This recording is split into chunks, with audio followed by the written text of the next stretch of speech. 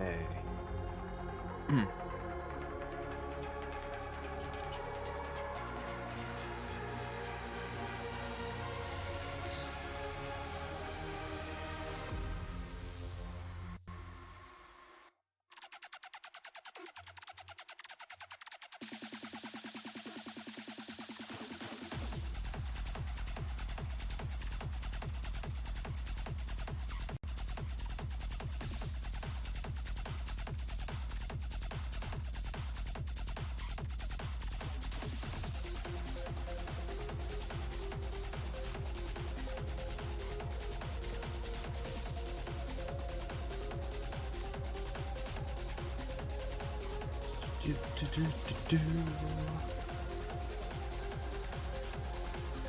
Oh, I almost forgot to pull up my chat section.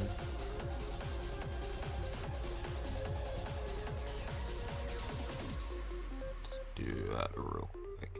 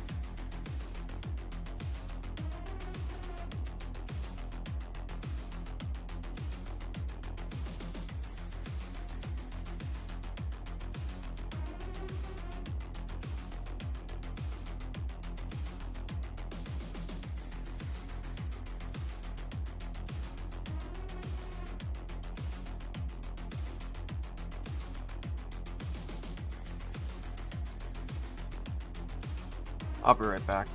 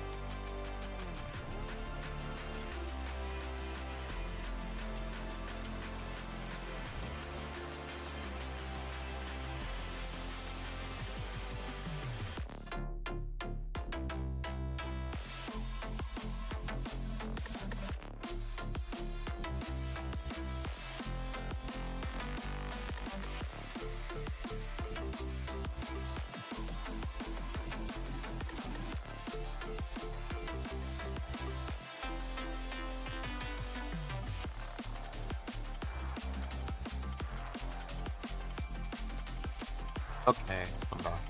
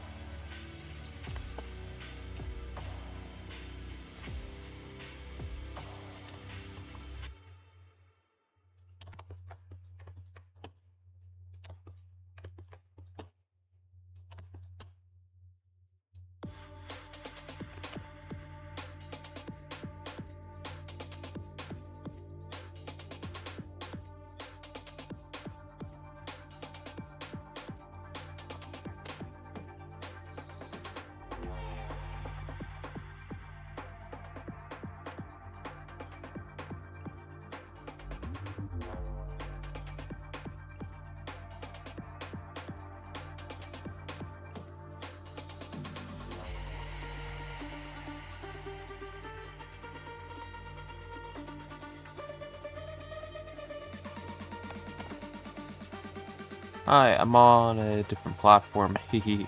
Oh yeah, you're on Twitch. Well, welcome back, honey. How's it going?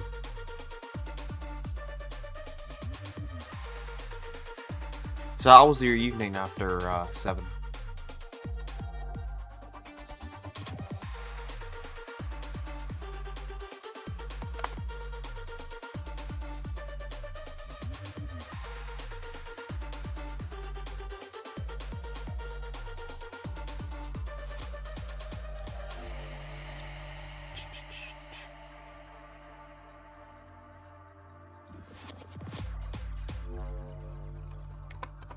It was okay. I had to do things with a friend. It was fun. That's cool.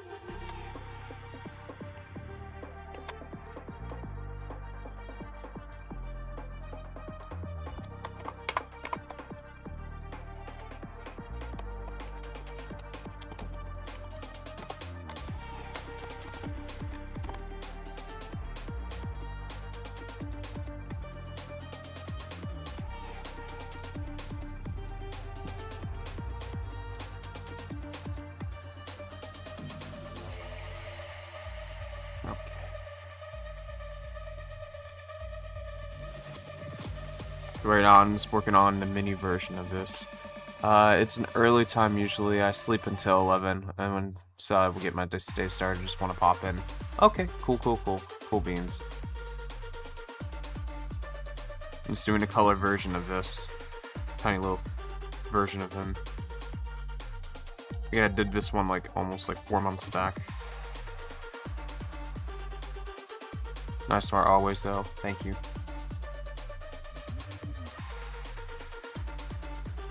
I did change a bit my tags this morning, so hopefully I can get some little bit searching better for my stuff.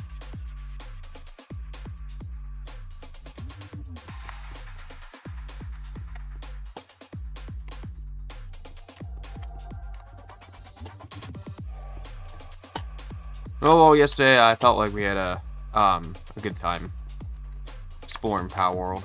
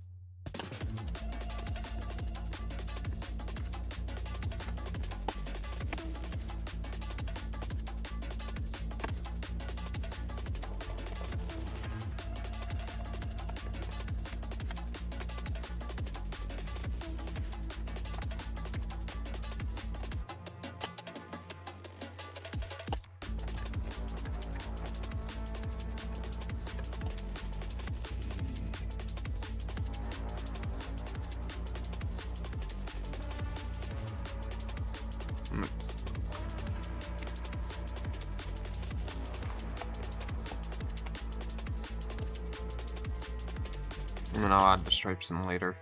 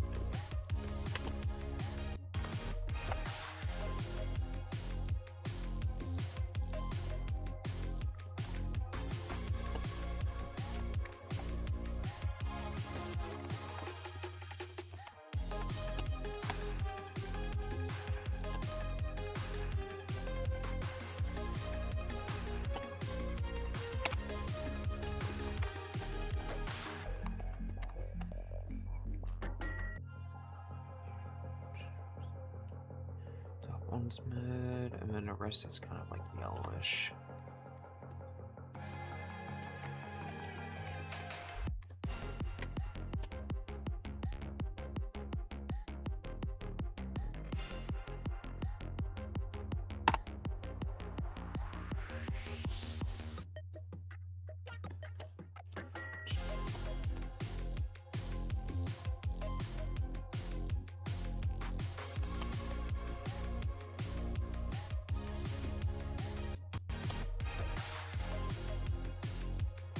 Adjusting the value.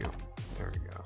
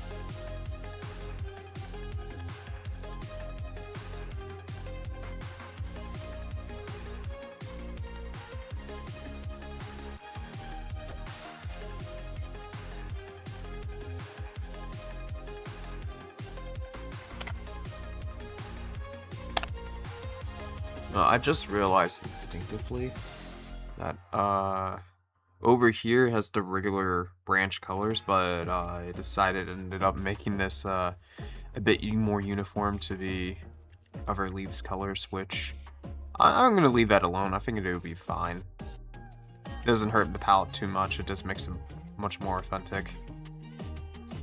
So just realized that. I was like, oh, whoops, happy mistakes. I'm leaving it.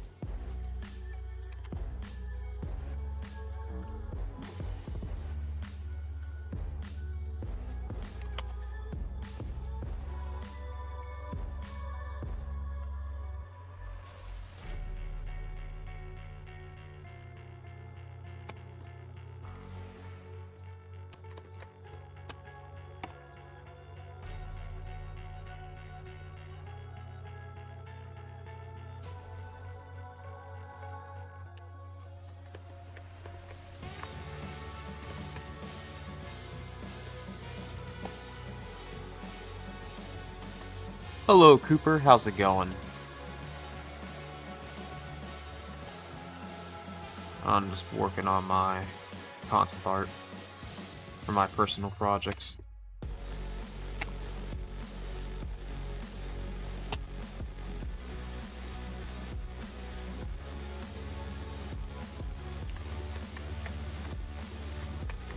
Yesterday I did play some Power World though. It's fun.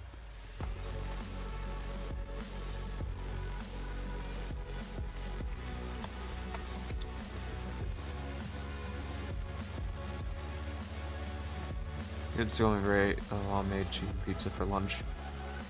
Cool.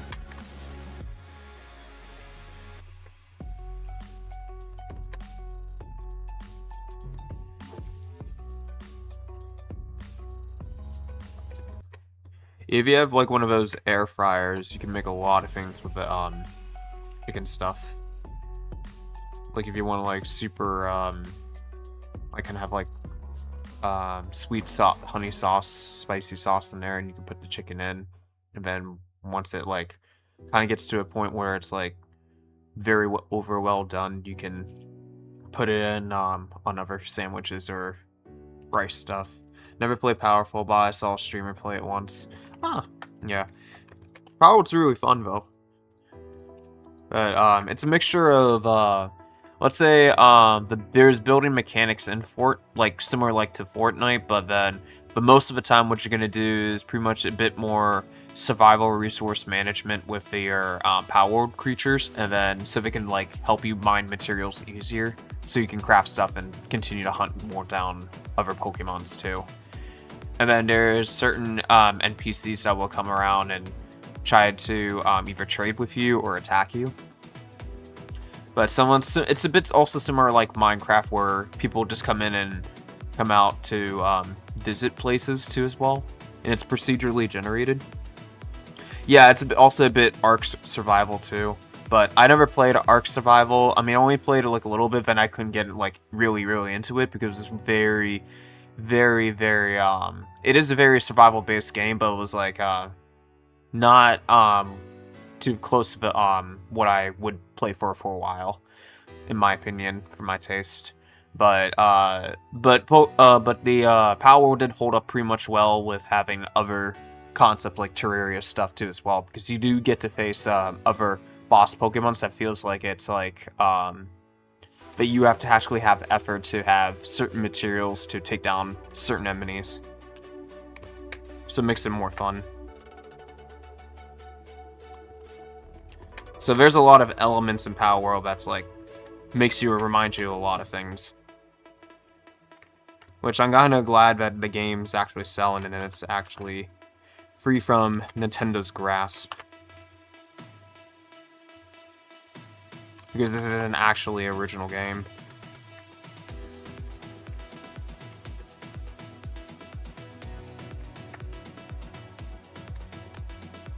But I did stream that yesterday, but on Kick.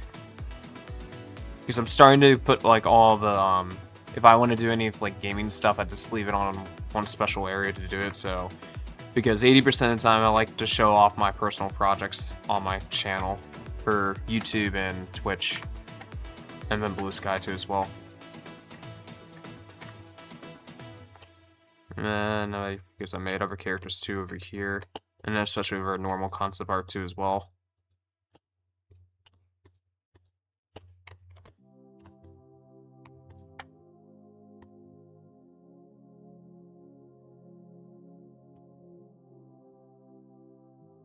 Yeah, the streamer I watched spent half of hours just sorting pals and chest. Yeah, because the more you level up, the more things you have to sort out, and it becomes a bit of a chore to do it once you have too much inventory and items that you collected. Because there is a way you can label certain things in categories and stuff like that, but usually if you don't do that early in advance, then you'll eventually be stuck with sorting things for a long time. But meanwhile, I don't think not many people would care about organizing their chests too much, because most of the time, people will like to explore around the generated places in Power World and then start capturing stuff.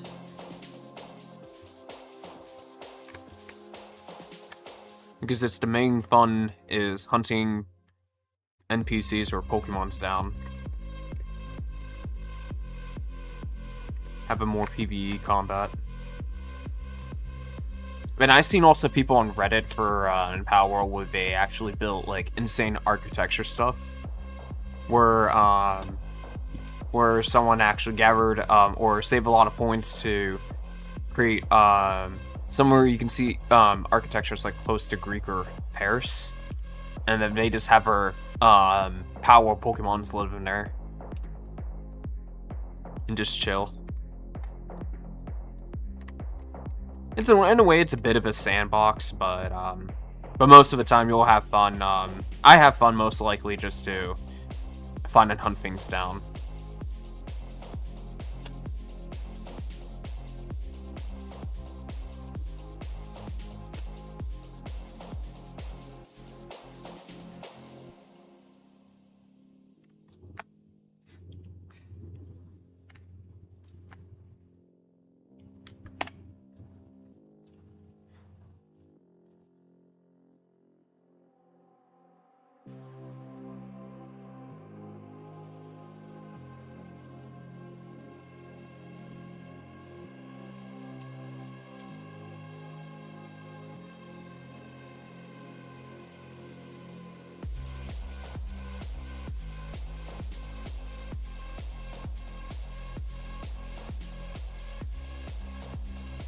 I might do another kick stream next week though. Maybe I'll just do it like maybe once a week, but if it gets more interesting, I'll probably do it a bit more often.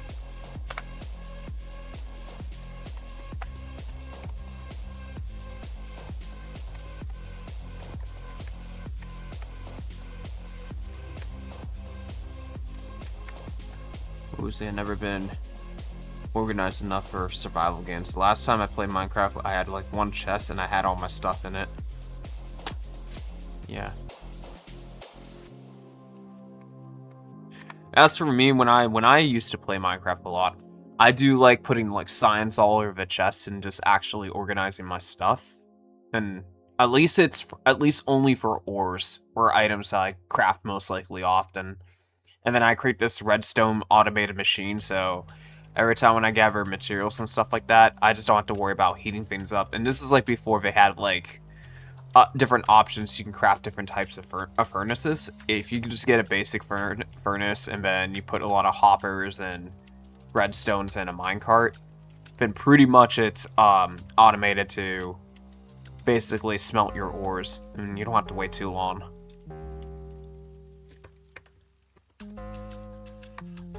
Especially if you want to cook for something too as well.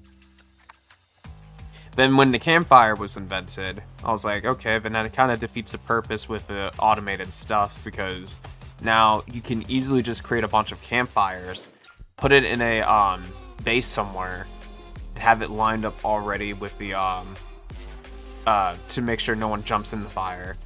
And then you can just easily just spam all your raw meat there, and it'll just be infinite charcoal to just give you your cooked meat. How do you get viewers being live, or am I first? Usually when for art, most of the time, depending on what kind of art content you do very specifically, there's a higher chance to get certain viewers and stuff like that.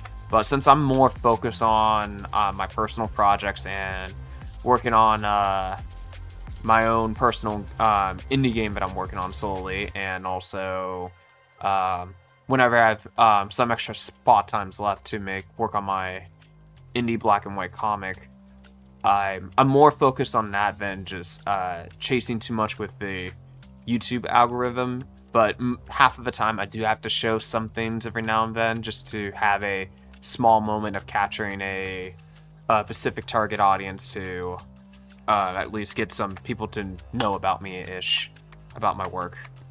So I don't have to be this gigantic big YouTuber. So I'm not really focused on monetization too much.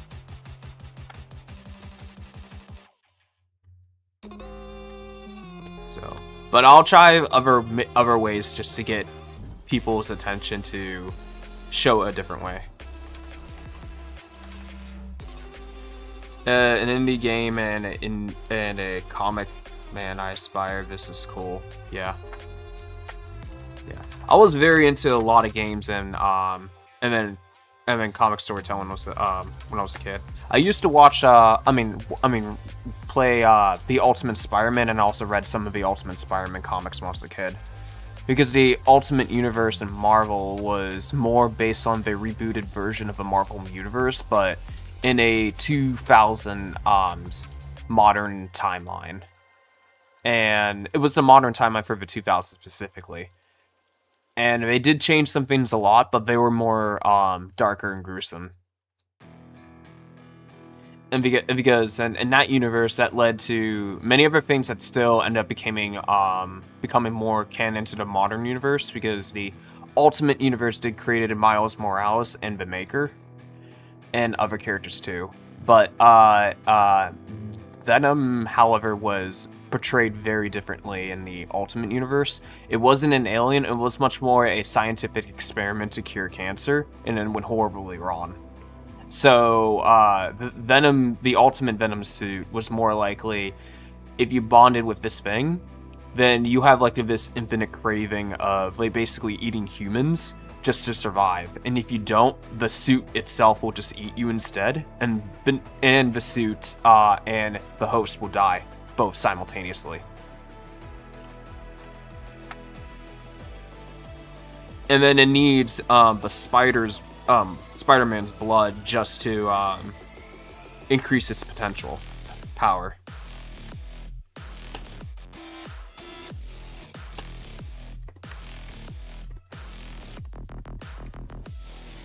Yeah, but Venom's Ultimate Venom's does no longer exist anymore, because they went back to the classic Venom, where Venom is actually the alien.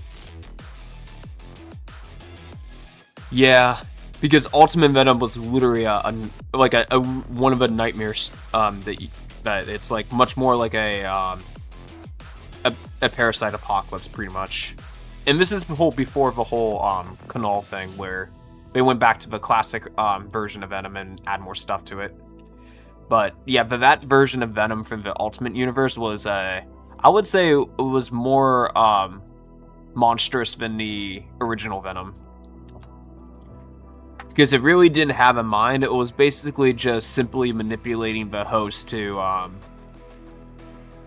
behave like an actual giant parasite to basically kill and eat, and act very primal. Yeah, but if you play or if you watch some clips from the around the GameCube and the PS2 era, Ultimate Spider-Man, which is the 2005 one, it does explain better visually what Ultimate Venom is. But if you get the Ultimate Spider-Man issue 8 through maybe issue 8 through 10, that does talk about how the what Ultimate Venom is too. So that one is also really good to read too as well.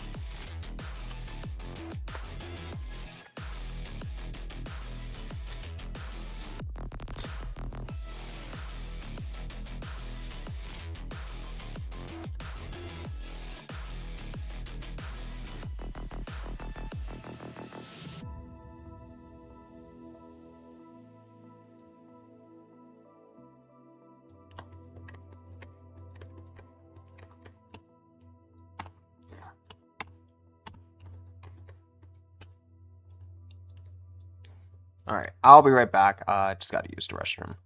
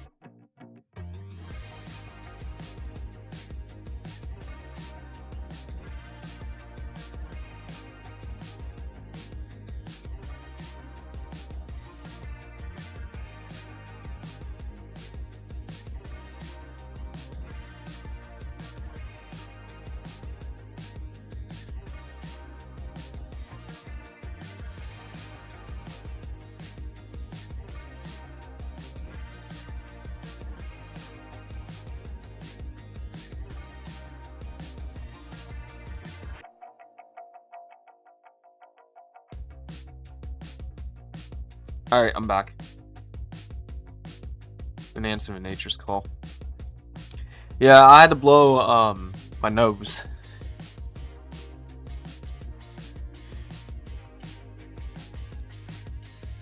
Even though I had to do every now and then I had to do a lot of dusting cleanup, but I still have like some other stuff that kind of supports around the air because I'm in like an environment where dust accumulates like so fast.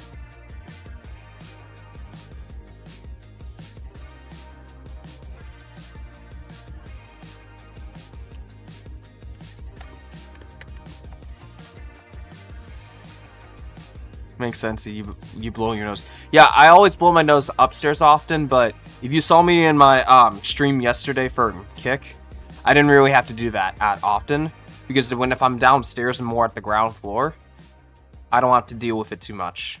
But when I go upstairs, that's when I have to deal with blowing my nose more often.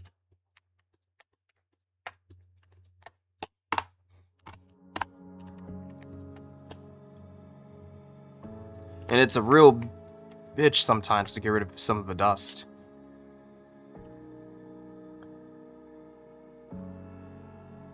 That still may make me play Power World, yeah.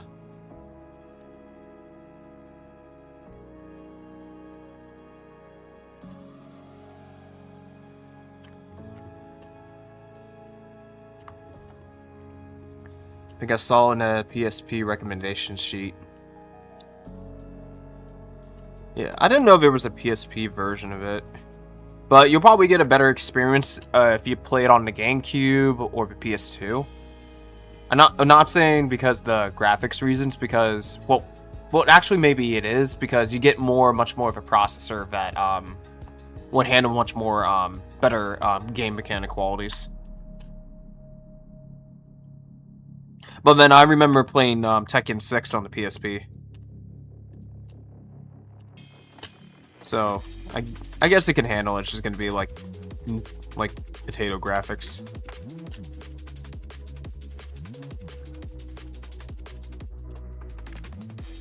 I only have PS5 and Switch.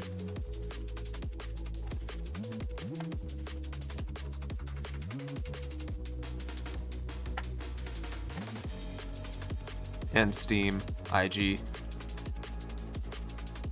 Yeah, I don't have the PlayStation 5. I was thinking about getting a PlayStation 5 before COVID, though. But then I changed my mind after COVID. Because I kind of knew what the direction was heading for gaming.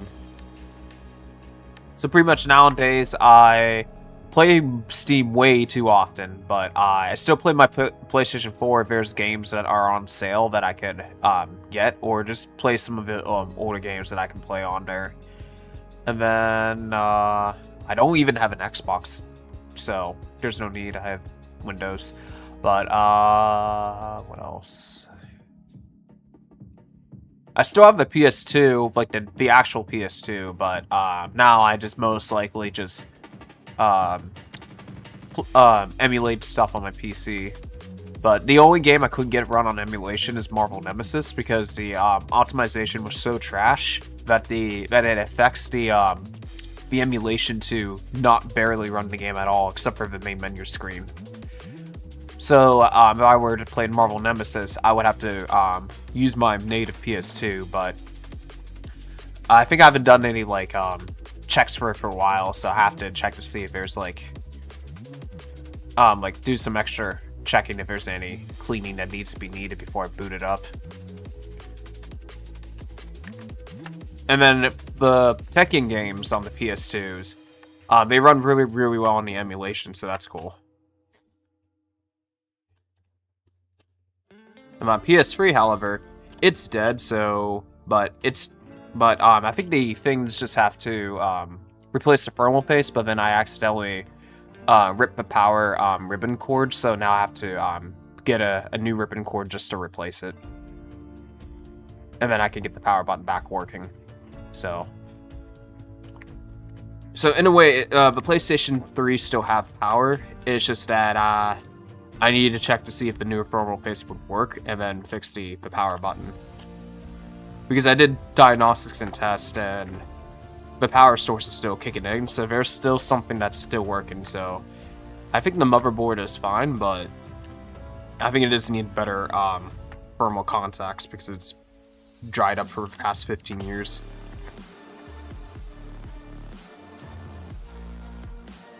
My white brother had a white PlayStation 3 back in 2015. Yeah, I figured it'd sell white variants though. But I have like I don't have the super slim PlayStation, I have the slim PlayStation. But you know what's funny? When I was like looking up certain things about the power supply, which I figured out later that I didn't actually really need to buy a power supply because everything else was working. That's the beauty of when you're trying to fix something, you're guessing what to fix. But yeah, it also costs money too as well. Because there's certain slight alterations, changes between the slim model, that there were certain pieces that were slightly altered that was unofficially announced, but it had like certain serial codes for certain slims, but it's still part of the slim factory, but they did slight alterations to it. So I was like, oh. So I had to make some adjustments to that other power supply to get it to work. So both do work, but that wasn't the issue.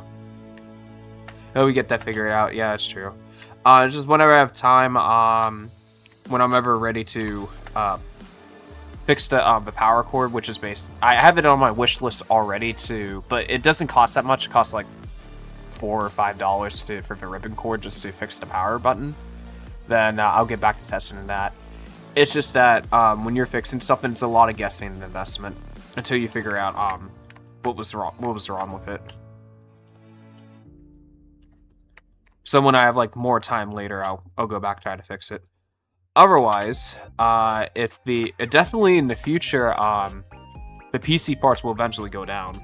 So if I do get another computer specifically for gaming, because I like to keep things like separate from my data, even though I'm not like the type of person who like to super close stuff and be hidden from my data, because I believe that either way, inevitably your data will get taken or something like that. It's just depending on which certain things you install will allow, because on the computers, if you just play a bunch of multiplayer games, then you're allowing certain sources to see your computer. And plus, it's much more bloat on there too as well. But if you have like a separate workstation, then you basically get to keep all the performance to yourself on that computer and just do stuff. And I think I need to go through another tissue run here soon. Fortunately, my laptop had dead pixels, so I didn't want to spend the money replacing it because it's too old. Yeah. I still use my gaming laptop, but it's like the 2015 Asus model. But yeah, it's still kicking in, so at least I can still game onto that, but I can't run DirectX 12. And if there's like certain games, I'll have to stream it using GeForce Now. But I'll be right back again. Give me a minute or two.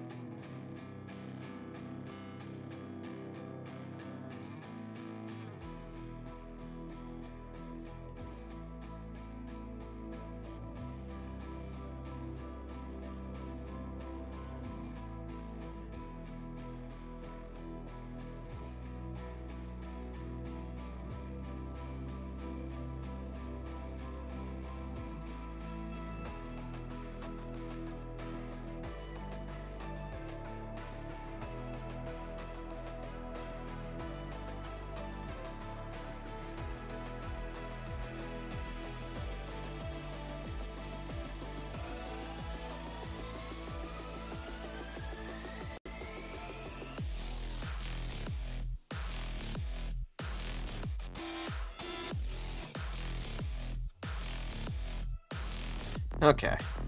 I'm back.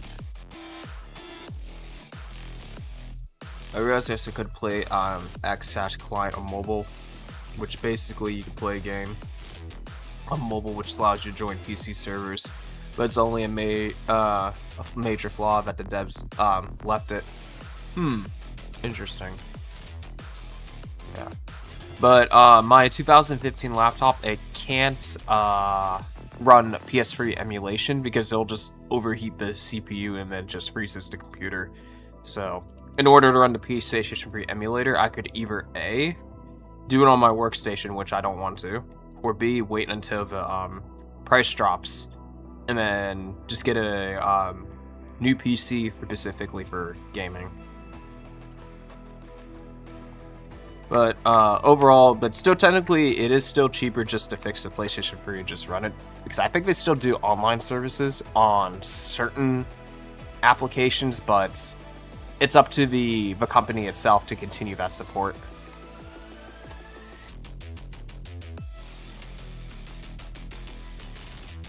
Because the PS3 GTA servers still ran until like 2 years ago. It stopped.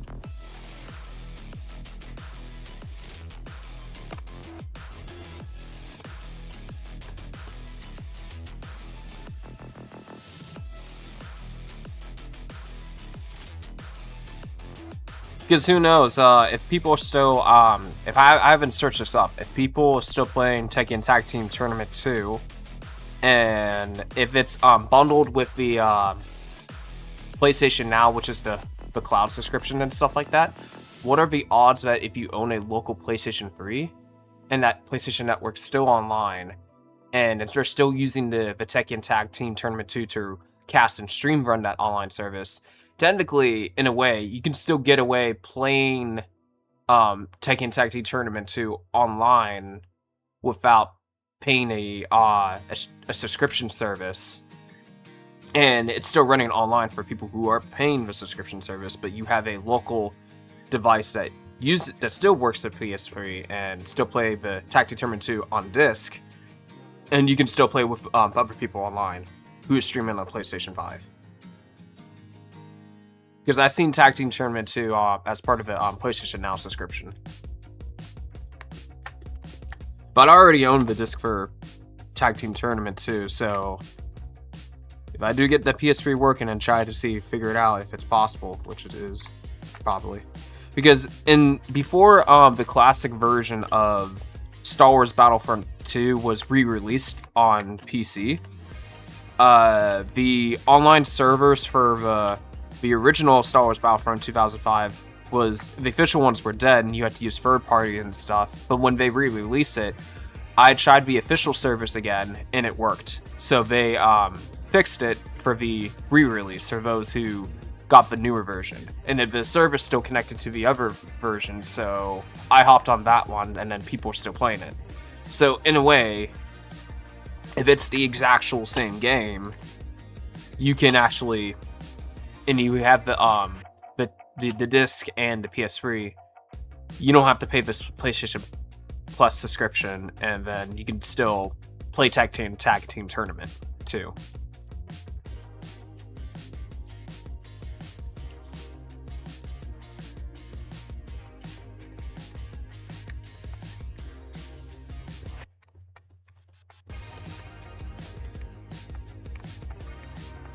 So there are still benefits to keeping your old hardware, and then old games too as well.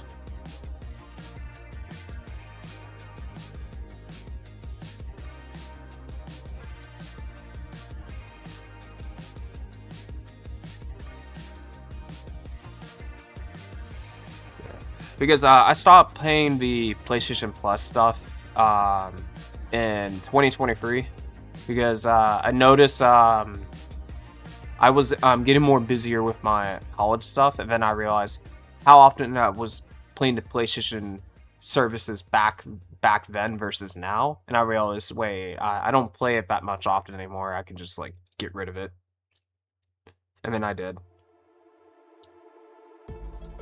Because the moment they jacked up the price to $80, I was like, maybe I don't need this anymore. Because it used to be $60 a year. And then now it's just way more higher. And then it's higher than $80 now, so.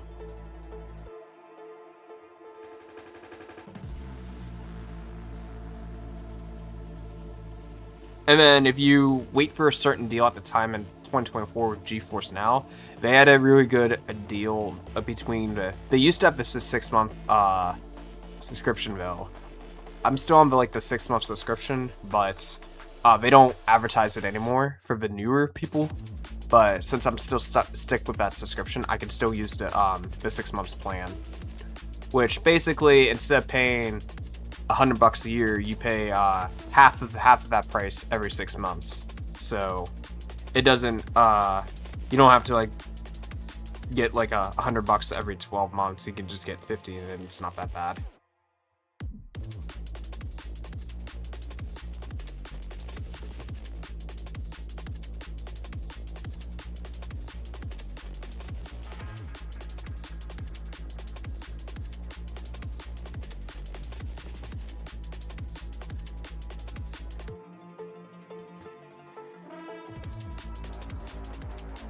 I think I need to change the. I think I'll keep flames as a one linear color then.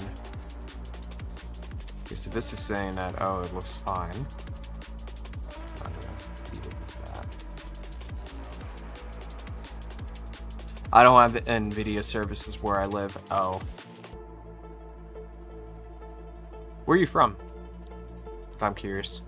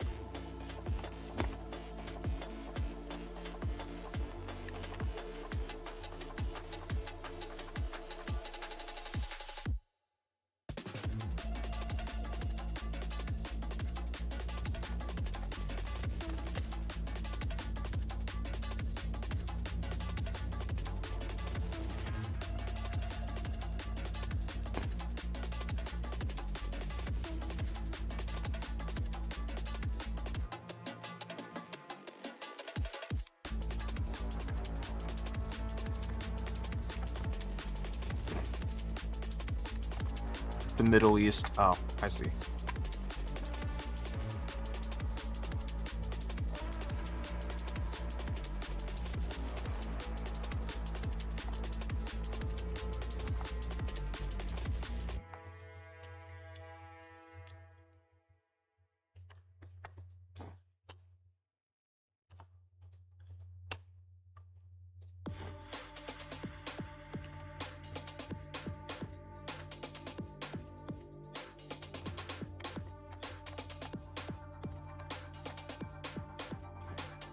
I got to get some tissues again one more time.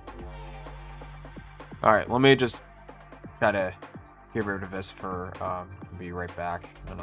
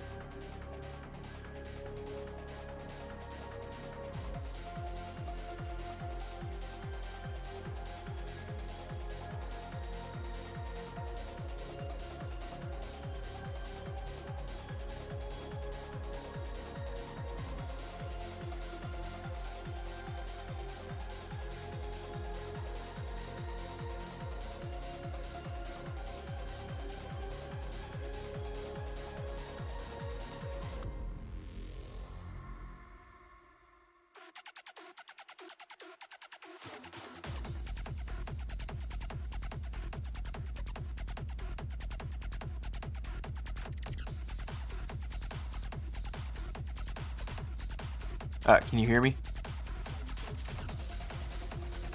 Okay. Okay. Well, hi, how's it going? Thank you for the wave. Well, right now I'm just currently working on my personal project. Yeah, I forgot. I had to be right back for a while. Then I was like, okay, I'm back, and I forgot to turn on my mic. Yeah. I have like a 2 on switches here. One for that's like physically on the hardware, and then the other is for OBS. So I have to hit 2 buttons to turn it on. But thank you. But yeah, I'm just working on a personal project. I have already concept sheets that I have in like mine already. So I made this one a few months back, but I'm trying to make some of them like tiny enough for the game itself. And then these are just references for like 2D illustrations that I could use in the future.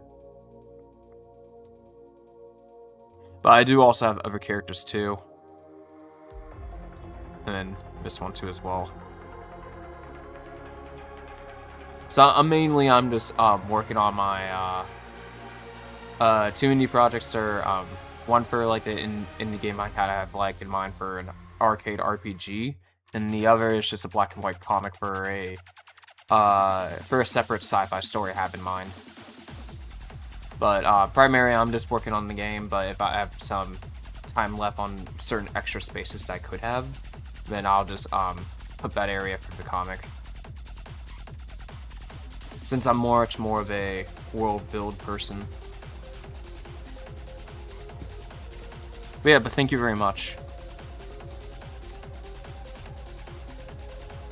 I always like the comic stylized cartoon aesthetics. And especially line work too.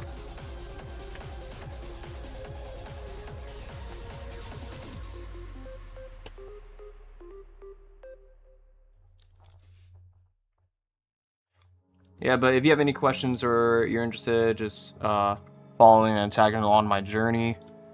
I do have other social links there too as well. It's called, yeah, social media.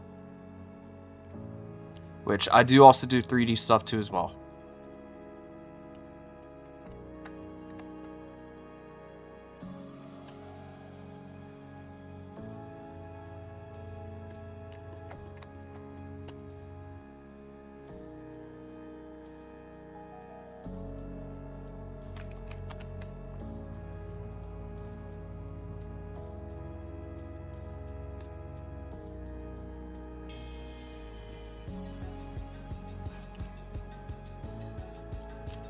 I always want to get into 3D, but the old dog new tricks and all that. I think Blender will be the great to just start for free without taking any investment risk.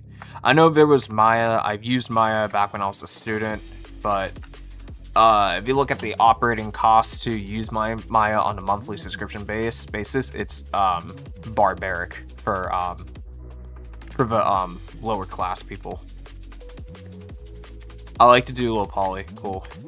Yeah, but most of the time when you're ever creating like character in 3D, you would have to start off as low poly and then you slowly build it up to high poly, because it'll just be faster, cleaner results.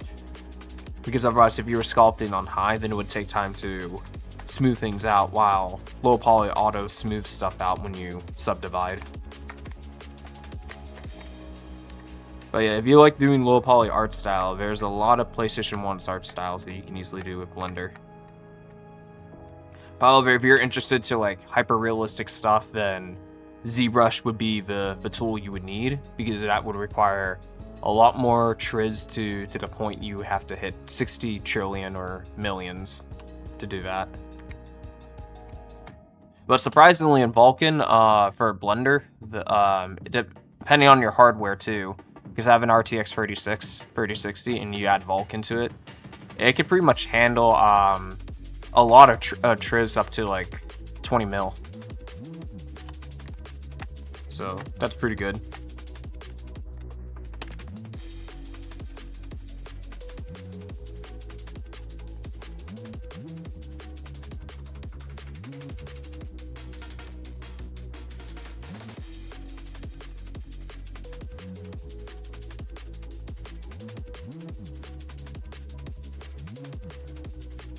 Because I feel like, well, since Blender is going to get more popular, and then it's going to probably eat up more of Maya's market share.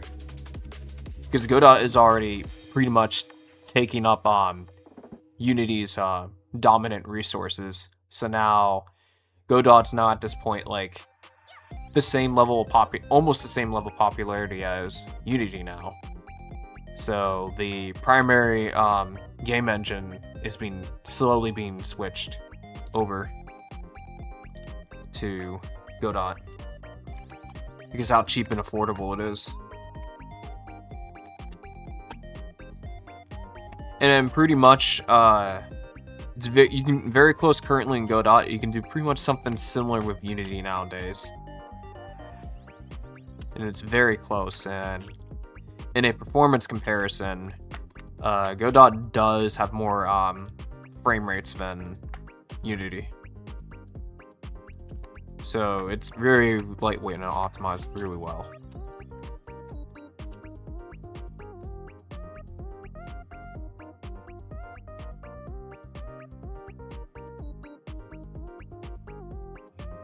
Did I add a double strip on this? Yeah, I did.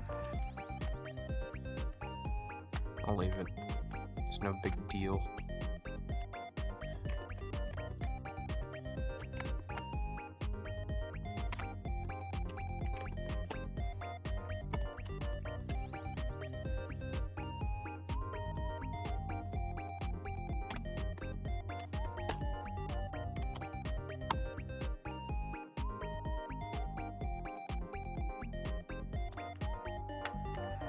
I feel like I should just focus better on drawing, because I am bad at so it makes it much more daunting to dip into this toady other stuff. Yeah, I mean, if you want to focus on drawing, that's fine. Focus whatever you want to focus on. As long as you enjoy it, that's pretty good. But technically, a fact that if you choose to specialize, you can pretty much just fly faster into a specific task that you're learning on. And then if you do feel like if you want to go to a certain way, like a business route to it, where if you find there's any like needs and demands for the type of work that requires at that level of drawing and knowledge, you can definitely earn some cash there, so it's still good. But then whenever you have free time, once you do if you do are still interested in learning 3D, you can still pretty much over time get good at that too. It's just depending how do you feel you want to spend your time at that makes sense to you.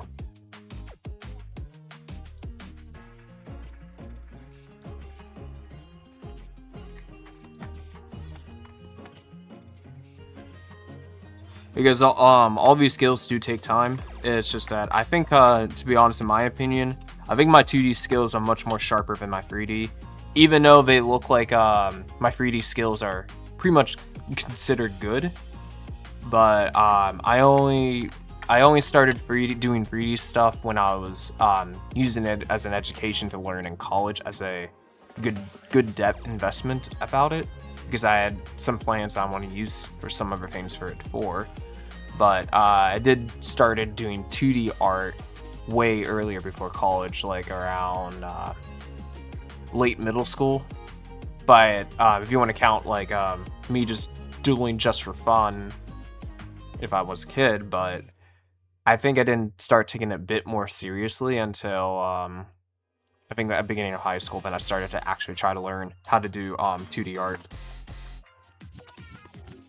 So I have more years of drawing than doing 3D as a whole, but if once you start knowing the art fundamentals, it becomes easier to learn other types of art. And I think the 3D art did help me understand 3D a lot more faster, since I already have some ideas how shape and form works. So it did help me to understand that too. And I did try traditional sculpting a little bit before I started the digital 3D stuff, so that kind of does help too as well. Yeah, I've been drawing forever, and I'm still crap. I'm still completely self-taught. Yeah. But usually, for me, when I gain inspiration, I always have to search for stuff that I never seen or existed or explore other topics to think about, because it's similar to how writers are too. Because you can write and write, but you won't actually learn how to write better unless you explore a different niche or topic. Which basically, you have to explore a topic that's outside of your wheelhouse to learn and understand, and then you can apply it later to your art that you're trying to do. And then that will end up making writing in the source material a bit better.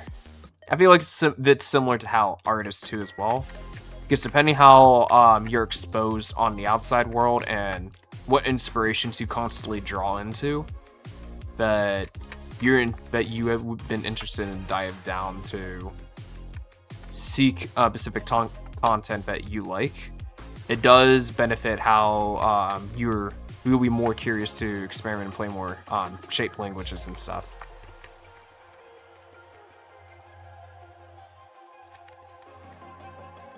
So at longest you find new content or find something that that also interests you, then it does draw back to how would you create your own work.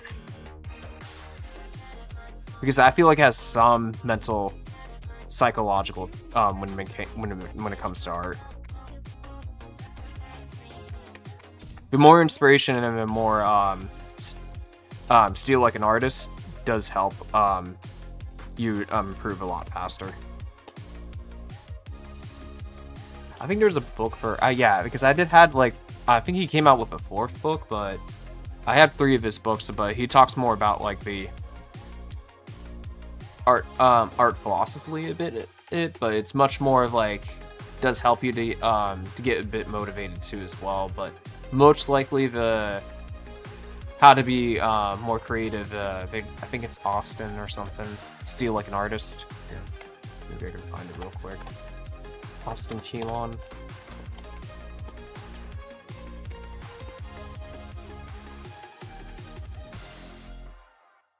Yes, okay.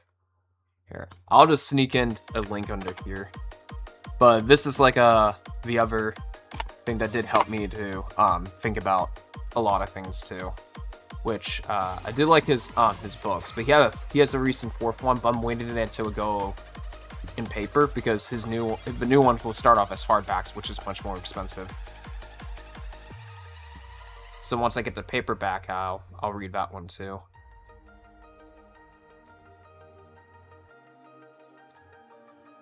But I did find that helpful.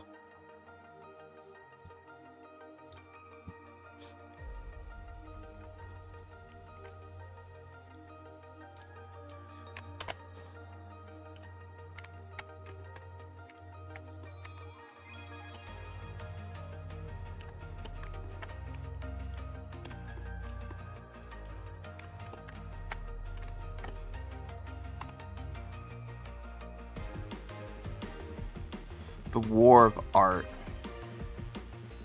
I don't think I don't recall the Art of War too much, but I do recall some things about art versus fear.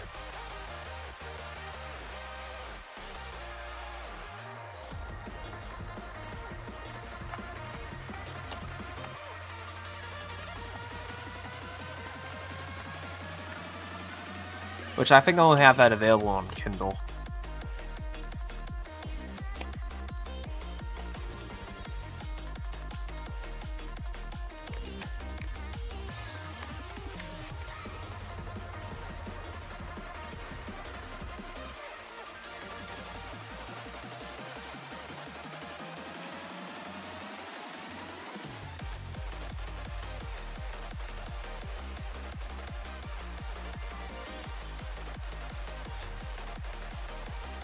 It's about the Renaissance artist that faces its get a read. Yeah, I think that would make sense because the War of Art would makes sense to that kind of title with the Renaissance and stuff like that. Because Renaissance artists has to deal with way different things versus what we're dealing today. Because it's a complete different atmosphere for that. And especially Renaissance artists had like limited time for lighting because they have like the sun only, and then they had to use many different tools and stuff like that.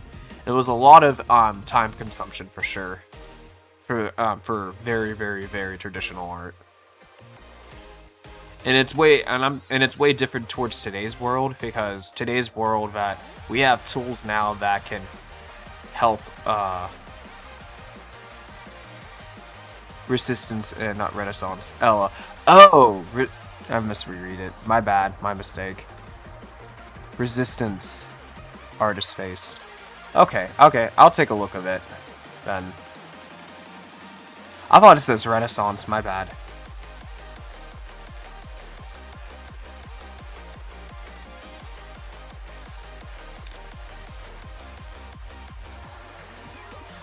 Sorry, I was just going a little bit talking about that.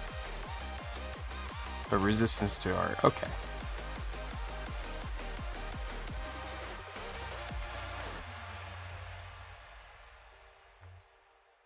It's just about a lot of things that hinders creatives in the walls that you hit, and it's in the Y. All good, yeah. Then it might be something similar with the Steal Like an Artist too, because it does help you ways to think also sometimes out of the box, but other things too when you're taking an outlook when you're finding creativity. But I'll take a look about about that book too, The Art of War, or that's not The Art of War, it's The War of Art. War of Art, because Art of War is I think it's like a different book though. So yeah, The War of Art. Okay.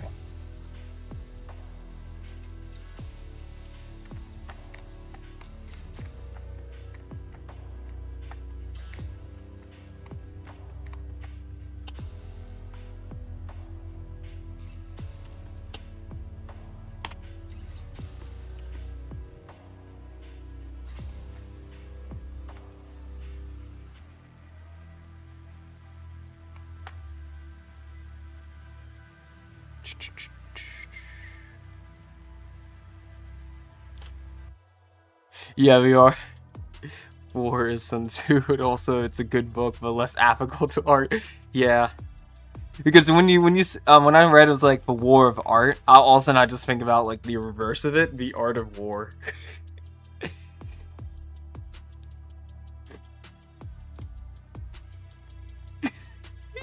Yeah. Would it be funny if Sun Tzu made a book about art? And he needed to use war tactics about producing art. It would be hilarious. I think that's what he's going for.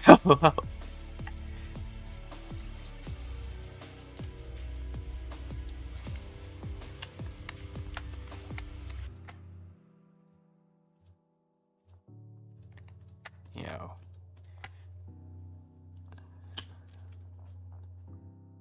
I mean, I'm already on the Amazon page when I pulled up the other one. Let me go see if I can find it again.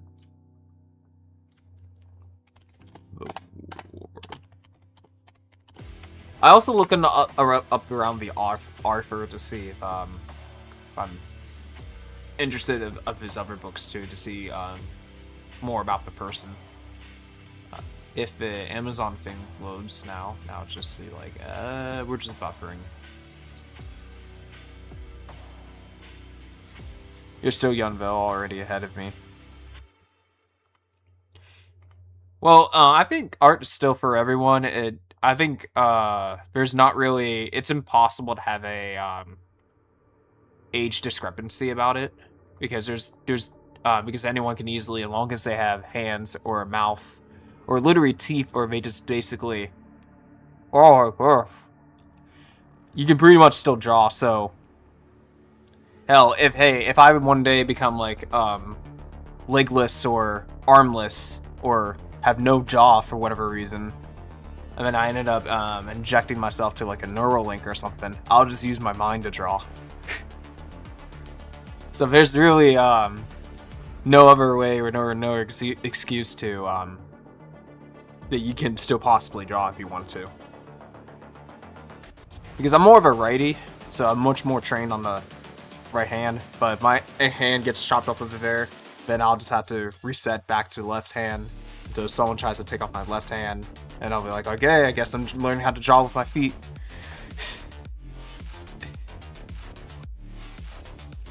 The dive to creates feels like a curse to me sometimes. Well, whenever you're creating something, you're trying to discover like a way to how would you create something to solve a certain problem that an audience that would cater to love to make. You know, okay, the Amazon thing load up finally. You know what the top result is? It's not the well, okay, I see the top is now the War of Art, but the second result is the Art of War. It's hilarious. Here.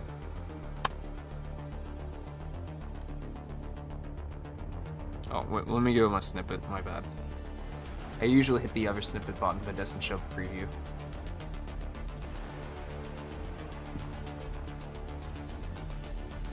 What's going on with Windows Snip already? Okay. See, first result, you get that, but the second result's right over there around the corner because their title's so similar. If you just flip the Art of War and then War of Art, you get two different results.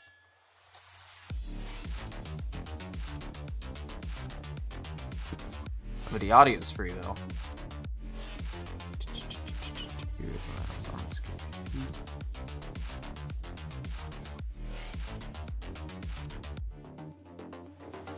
Black Irish Entertainment LLC. Okay.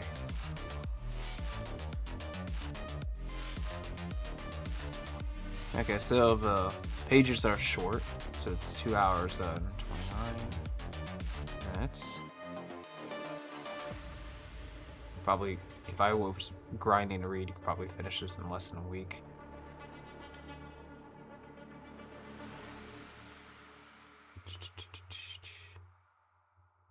I'll do a bit more information about this later. I just need the page for now so I can bookmark it later.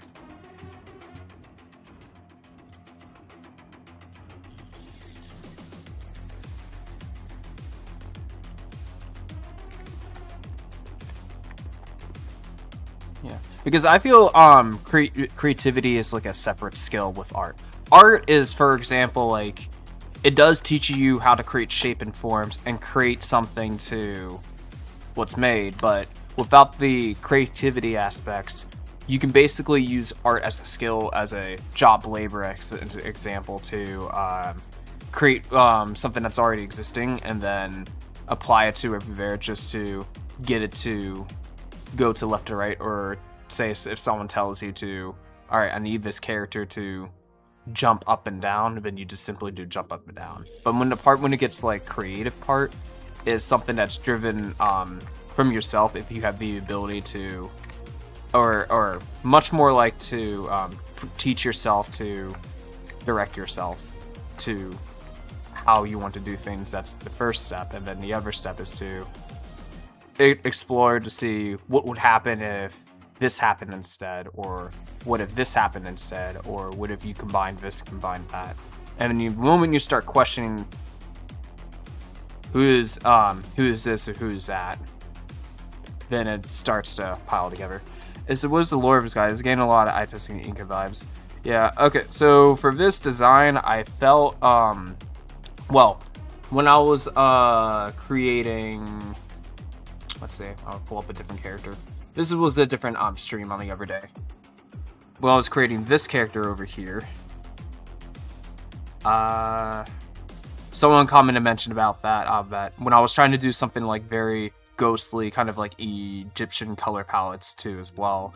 Someone mentioned that it kind of like it reminds them a bit more of like the Incas a little bit. And then we did talk a little bit, and then I got some ideas to explore around to kind of create this character over here. But pretty much more of a design for that. He's much more of like a pretty much much more like a native tribe of his universe and his species and stuff like that. And we're pretty much more,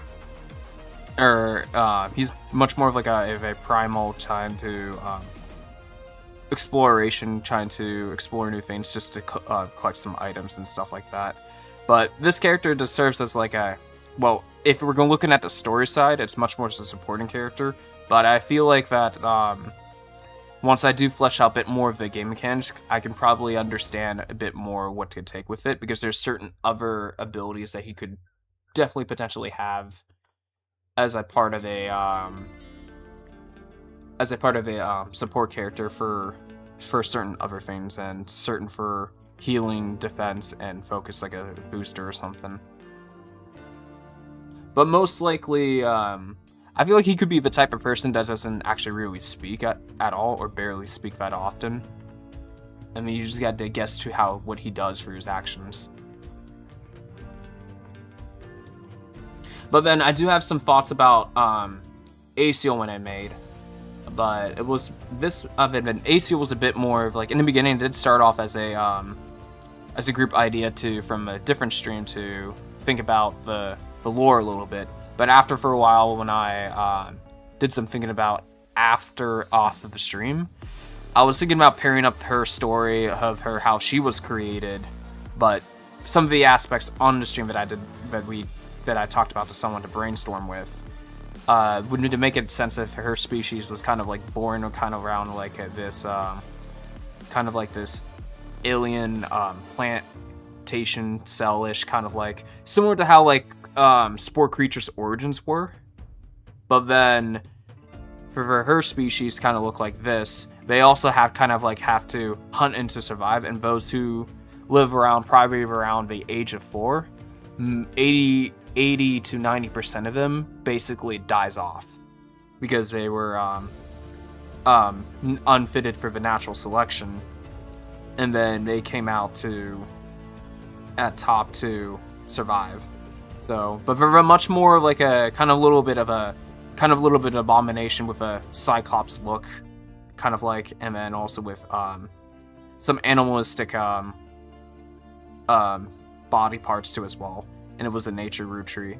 And then there were much more experimentals because I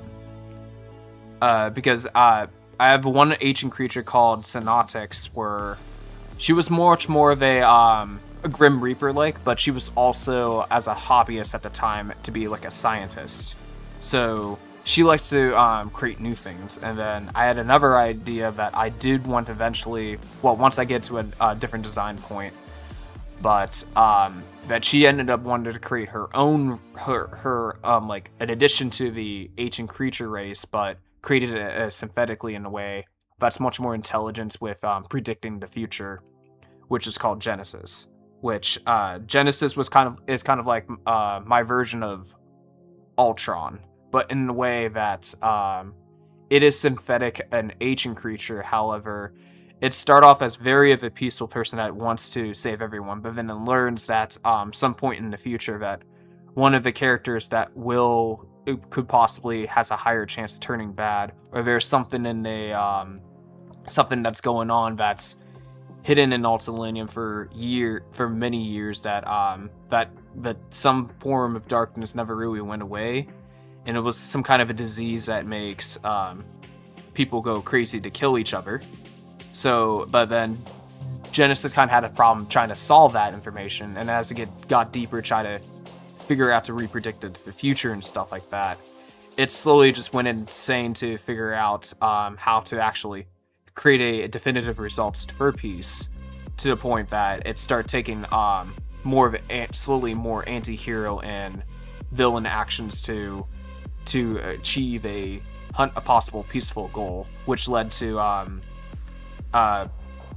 the other ancient creatures would start turning against Genesis for its odd behavior and actions, because it doesn't want to interfere with certain crystals that relies on the world's matters and existence, and they want to keep away with that. But the problem is Genesis was based off one of the time crystals, so it has very large connections to it, which could possibly has something to do like in probably, but I don't want to explore a multiverse possibility, but maybe some essence if this thing was ever to figure out a way to become everywhere, that it could possibly be.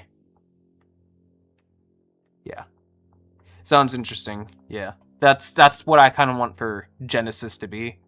But my idea was thought of me as like some kind of like greenish, cyberish creature, kind of like, but it's much more of an elegant and masculinity, a bit more of a masculinity-ish, but it's something in my idea, but I'll have to draw more sketches to think about it a bit more, because it could drastically change.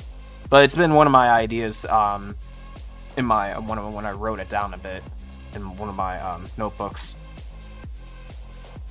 And then as for Synoptics, her design was based on the one of the other characters I had in mind for a different story, but I put that on pause because it was an idea that I kind of want to maybe come back later until I want to finish this project off. But I had like a different project in mind, but then some things came up, and then I kind of had to put that on hold and just leave it on the bookshelves for now. But it's not really as important to finish at all, because I really want to finish the Chris Stella's story first before I head over there. Because if I finish the game project first, then later on finish the Chris Stella, then I can head back to that other project that I paused, which is kind of really important, which puts the two stories together.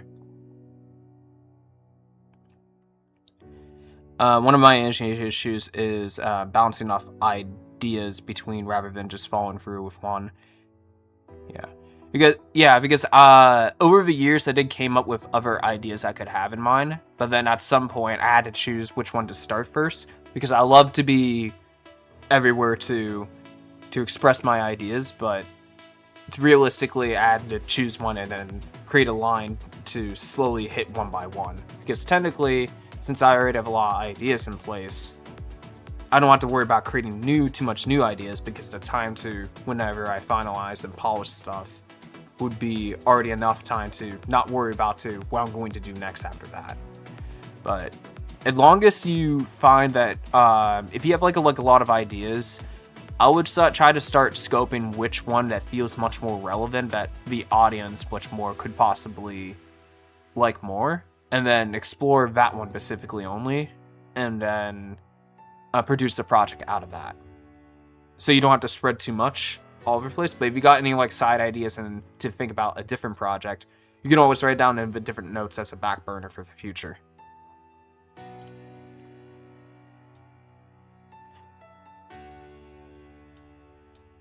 And then for Synoptics, this is what she generally is going to look like when her in the game format, but then for 2D illustration, she looks like this.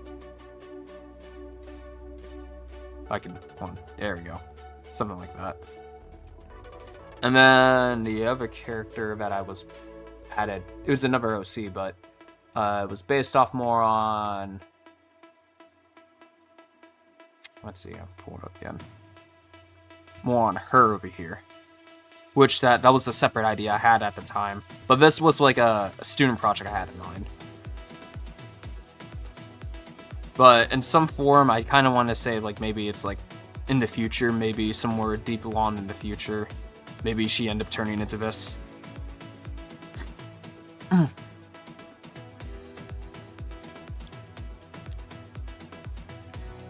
think my main problem is I have too much stuff, or I want to do horror, I want to do cyberpunk, I want to do fantasy never ends. So, I feel that, and then I had to learn how to figure out which one's more important to me, and then which one's more important if I was trying to target something, and which one would make sense.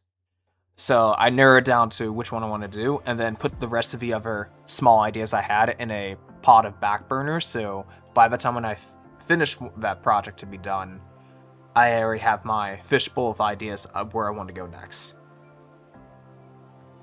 But it's okay to still think about left and right on other things. It's just that you can just put it in the back burner and then just prioritize to think about the main project that you want to do.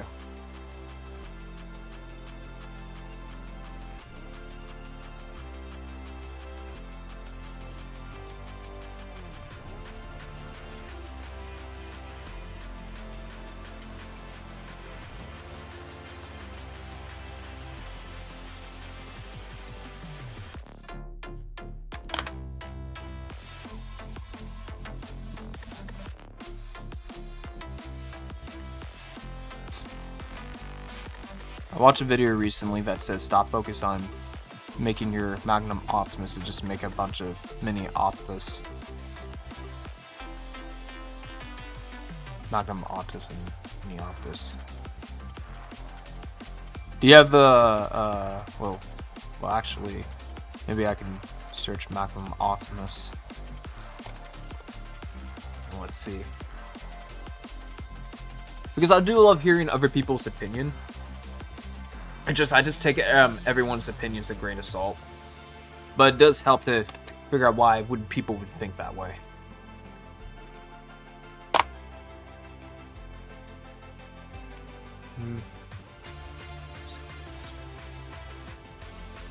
Okay, great work and masterpiece, right? And then there is Mini Optimus.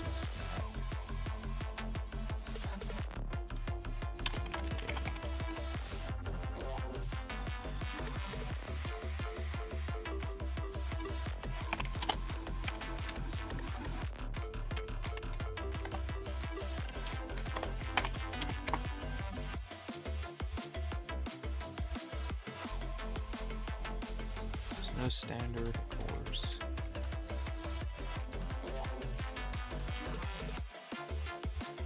So, just to clarify, when you say Magnum Opus and Mini Opus, is it just basically like stop focusing on large ideas and focus on mini projects instead?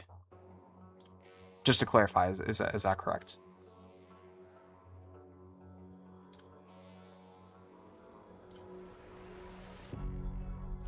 Yeah, pretty much. Well, I would say, in my opinion, it largely depends on what you're doing. Like, if you do have, like, a big idea, then realistically, depending on what goals are you trying to do in order to produce that idea, you may have to scope into pretty much on certain technical works that will cause you a lot of time. Like, for example, that if the game was all going to be this detailed 3D model of be this big, the amount of time that this would be created with each 3D high fidelity model will take a long time.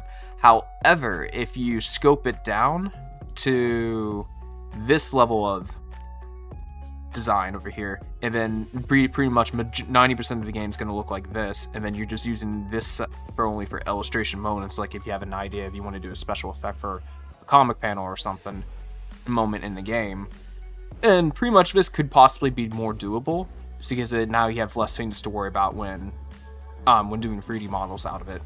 Because it also depends on the technique too. Like, for example, I'm not going to do a 3D face model of her mouth. It will be just 2D images, pictures, like similar how Toon Link is. And then that saves now even more time because you don't have to worry about the polygons of how the face would stretch. And thank you for the follow, much appreciated. And then now you just save a bit more time. It also depends on what tools you have too. And depending on if the open source that you're using in a particular way helps you to make the work faster but keep up the quality of the good. But if you paid like a paid source tool like Substance Painter, because they do have a digital license option on Steam, which I do recommend that one over the subscription. Pretty much, if you create procedural textures just to save and create smart materials, you pretty much get your painting process done faster. So it depends on what techniques you're using just to get to those results, and depending on the scope and time of your using it, then you would have to take some time away to, or at least find a different method to lower the amount of production to do it, but still keep the quality the same and good. But If you're just doing small ideas altogether, then that's still fine. Small and big ideas are still both great. It's just mini ideas, of course, when you would just produce stuff in less than a week or a month, then you can still do fine and still make like mobile games if you wanted to, or simple art pieces just to quickly sell. Then at that point, you're more thinking more of a retail style, just to earn if you're doing it that way. But then there's some people who are very passionate and like still want to challenge on big ideas, but the way to approach big ideas, if you're doing it all by yourself, is that you would have to look at how your workflow works and keep tuning your own pipeline to make it manageable for you. And then sometimes you have to realistically take a look when you're pre-planning, is this art style expensive? How do I keep the same look? If I want to keep it the same look, what artifacts do I need to take to lower down the time and effort to, without degrading the quality? And then you would experiment and test to see if that would logically be possible. But at the end of the day, it's all about time management and your pipelines and techniques. And at longest, you're just not doing multiple projects simultaneously, which is impossible. It's better off to work on one project at a time. Given the whole Krabby Patty recipe, pretty much. I don't even give it that far most of the time, lol. Well, it also depends on how much time you also have on output on certain things and other in real life too as well. It's because everyone's situations is completely different. Like, one other person could have more time to do this, another person could have a small limited amount of time because they have this thing to do, they have that thing to do, and they have thing to do, they have other things to do that they need to pay attention to first in real life to, just to live and survive. And then that also changes the outcome. What would you need to do to change other things to make sure to get that idea finished and done? Because you may have to sometimes go to pixel art or very low poly art if you needed to. And then at that point, I think there's nothing wrong with doing low poly art style or very traditional art style, because it still prays to a lot of people in that audience for that retroness. So I'm only talking my perspective about what I know so far, but if you have like a different subjects that you like to prefer to take onto, it will probably be much similar to how you would take a look on the techniques that you use to help. Because possibly if you're ever doing something traditional, if you're trying to transfer something onto it like a painting, you can get like a projector, have a sketch on letter size paper, and then project that projector onto a painting. And then now you don't have to worry about erasing graphite all over your canvas, and then you can start painting anyways. And that does save time when you, instead of guessing mentally if that drawing is going to fit inside the canvas, or figure out where you're going to put that mark if this was bigger on the bigger canvas. So it's just all about finding other ways to save time. But yeah, it largely depends what you do and what time and what's left of time you can make to make those achievable. But at the end of the day, all ideas are great. It just depends how you executed it.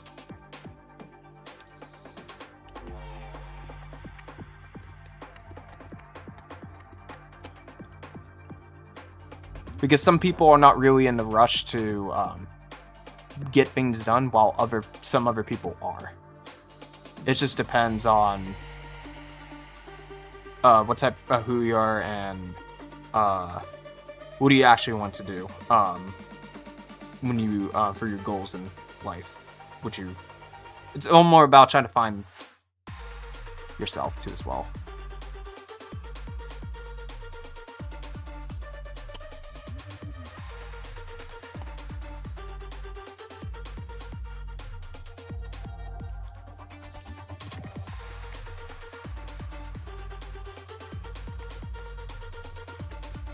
Because I think a lot of people, majority, get away with art thinks is some kind of like you have to master this whole perfection thing.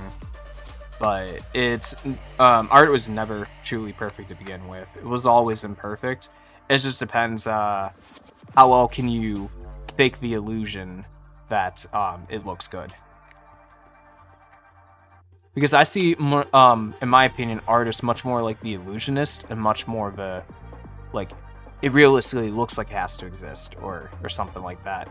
I imagine like being Mysterio things like you create this illusion that looks good, but if you look like I zoom in too close, I see bad. No one's not going to see that. But if you're going to be this far and this is the size of your drawing, pretty much if it's smaller, then you can get away drawing a lot faster because you're not worried about many details or anything. I think I have my next project in mind, but I just need to stick to it before dropping it or something else. Yeah, I would say stick to it. Like, I treat like all any new art project is like a business. Like, 80% of the time, it is by default a business would fail because you're just trying to experiment. But the more you fail, the more you learn something new. So the next time when you finish a project and start a new one, you learn from those failures to create a better chance of success. So in other words, the more you fail to understand faster, the better you'll get to achieve that skill much more faster. Because it's always been about experimentation. So it's always good to have constant try it on your work, see what happens, and if it's a go, it's a go. If it's not, then just learn what happened in that project and then apply it to the next one.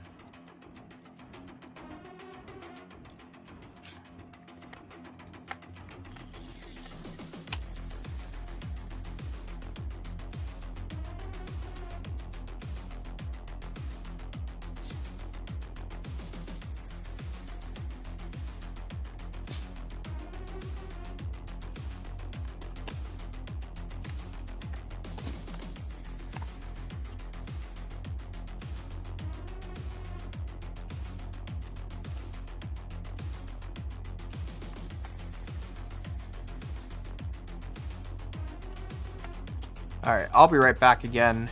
I'm just gonna get some tissues again.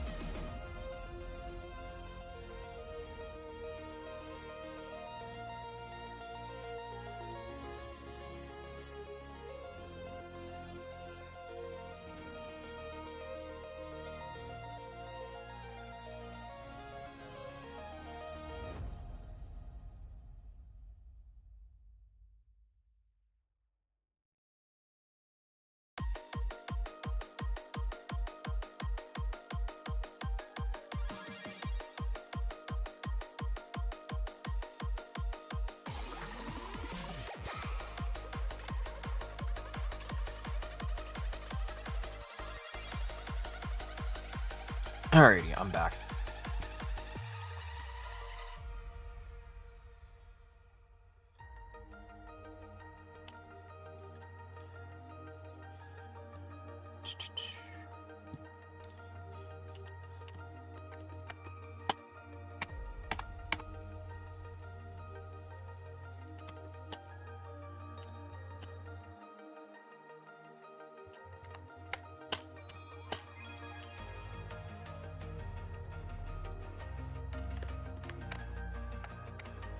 Welcome back. What comes first in your process, like the story or the type gaming walk, or what?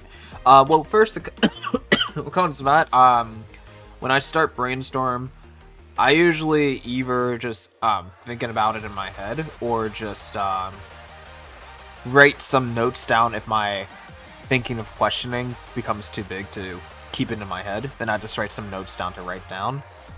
So, because I like to write it down at first, and then explore the character's looks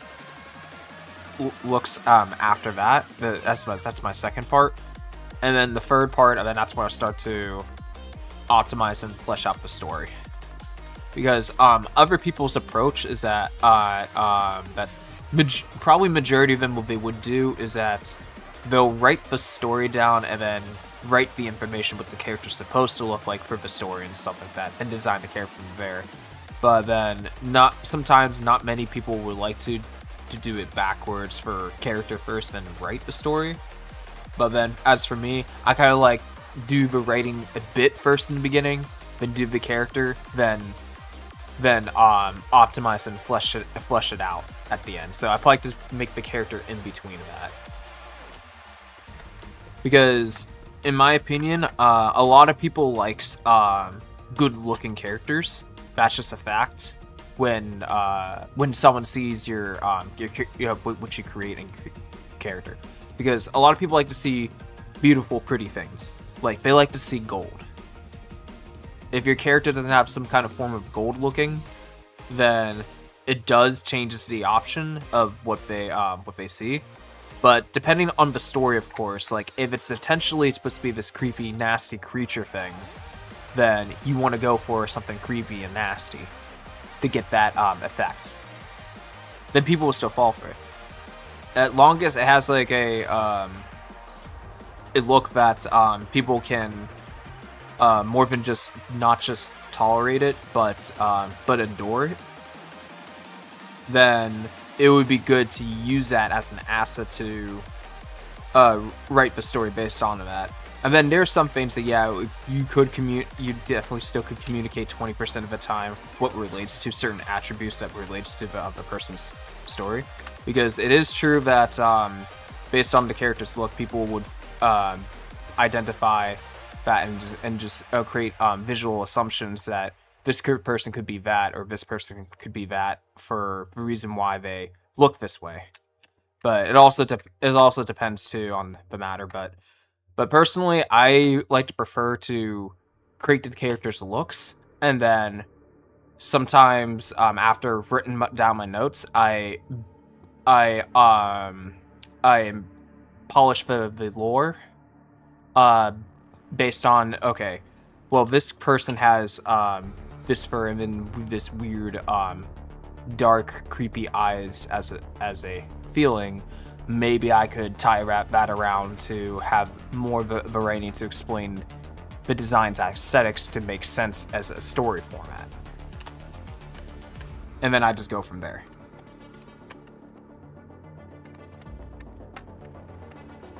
Because there were several other times when since I have like my other project there that kind of put pause on, but then if I have like something that I'm doing something here that's like kind of slowing down a little bit, and then I just want to take a slight break, kind of pop in over here, just do a few doodles here. I'm going back way too. Oh wait, no, I'm going fine. This thing over here. There was a few other times when I had this character around, but she was basically created when I was like around when I was a teenager, but her appearance evolved a bit more drastically in terms of style and then the narrative changes I had in mind. there used to be an idea where her race could be very, very similar, but then I removed that idea to make it expand into much more of a palette of choice that that her appearance could be 1 in a million chances that it could look like this. Because since I had started inventing ideas to have her to have a blob kind of look shape instead of like a baby, it started as this embryo instead, which could help to represent, depending on which environments and stuff, could change the output of the look and the traits that it'll physically earn, which creates resulting a different person with look and appearance. And I feel like since aliens are much more like a of the unknown species, it would be much more interesting if they took a camouflage of any forms they can adapt to look completely different, because everyone has different opinions of what aliens could possibly look like. There's the classic alien, which is everyone proving that's obvious, but then everyone has different approaches of how aliens should possibly look like. So I just take that idea in mind, and then I applied it with this design over here, and now I had more ideas of the lore story just to add on to it, just to make sense to this over here. So now any shape of aliens can now look like pretty much anything, at longest the environment deems to give those traits. So that's where I started expanding more of the ideas of the story and lore background. So it's a mixture between, for me, to write stuff down in notes first, and then have fun creating the character in multiple ways, and then after I was satisfied with the character's look, and then I may do some tweaks, maybe clove design or something like that. But then after that, I started adding a bit more lore after I get that appearance, and then depending on which I write, I may update the look slightly or just add more stuff to it. And then it just builds up from there.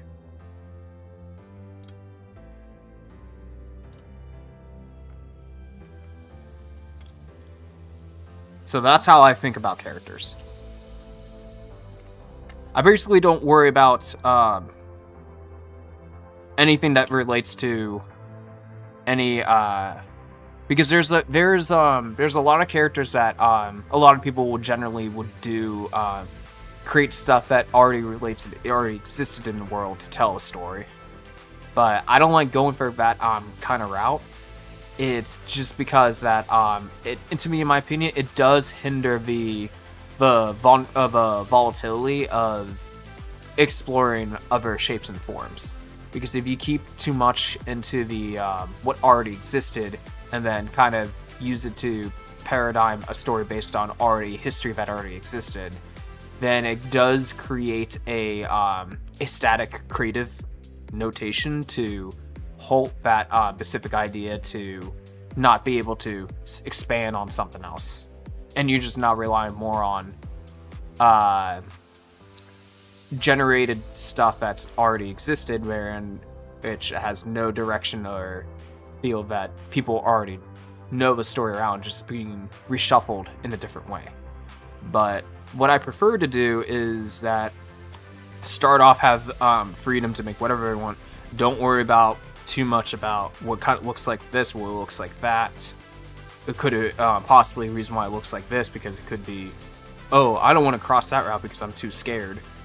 I just make it, and if you like the way it looks and it looks beautiful and stuff like that, I would say keep it as it is, because then it does give you options to add stories elements later on that make sense to that design.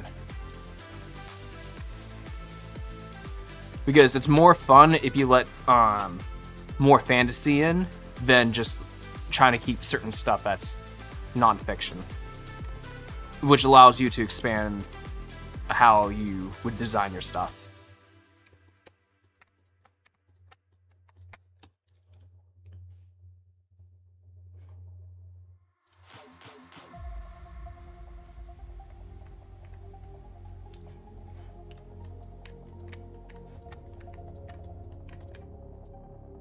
Yeah. And I don't mind chatting on the stream anyways, because since it's a live stream, I like to talk about things and stuff, so I have other in mind too. other times when I am offline, I do just straight up just like go lock-in mode and just draw. But I feel like this is one of those good times since people are just popping a little bit just to talk.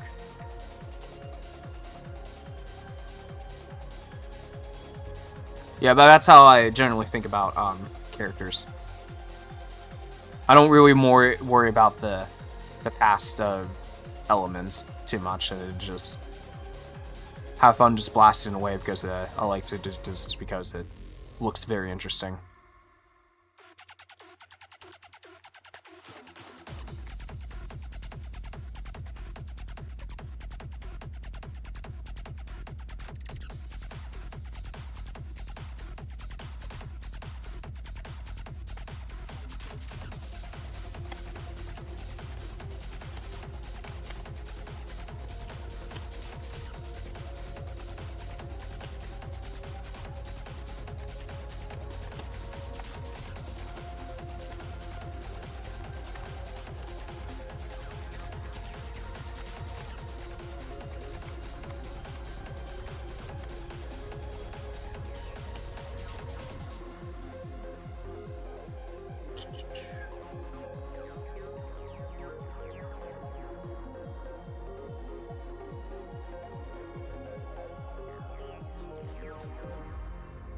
I don't really have a set process, but sometimes I will come up with the story completely and only have an idea why I want to do things, and then look at other times I will just sketch something to come up with a story based on that. Yeah, I think everyone has their own ways of how they create. There's not really a one-size-fits-all for all other ideas, but if you have the power or be able to express how you think or how you share, you do give people inspiration how they could think on their own to how they would do their own stuff. So it's nice to talk about to see how other people have their own processes and stuff, how they do things.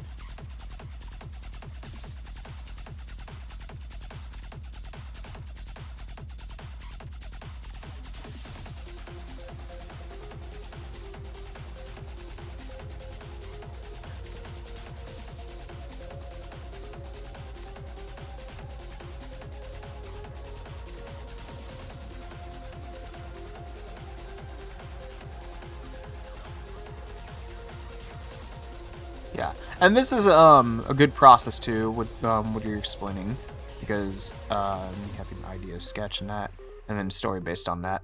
Yeah, that still works. And then it'd be good. Yeah.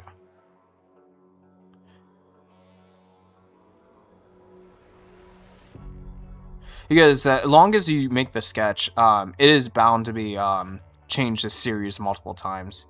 Because I had a different character when I was drawing something, which was Molly. She used to have a different aesthetics of clothes I had as a sketch, but then over time, I kind of re-looked around it, and then I ended up changing slightly some of her color palettes of her uniform, and it just made the characters look way much better. So, if you're starting off a sketch, I would say that's really good. Because eventually, who knows, maybe a year or two from now, you'll just look back at it and be like, oh, I just have a better idea. I think if this will look better, and then it'll just improve.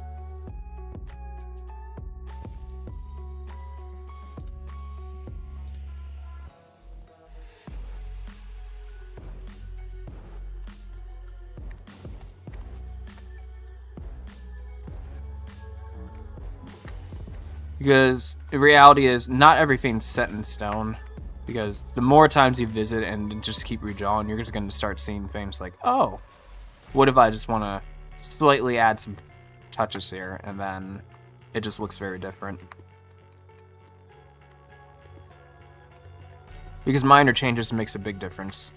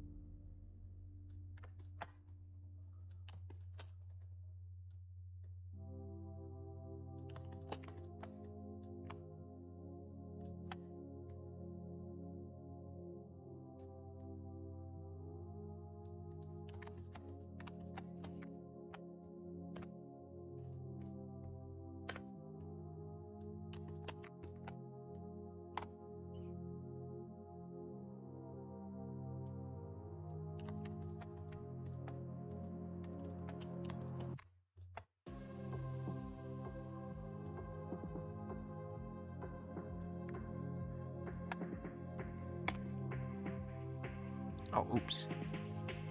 Forgot I don't have that interlaced in here. So I'm just gonna have to do it manually. Too lazy to set that reference button.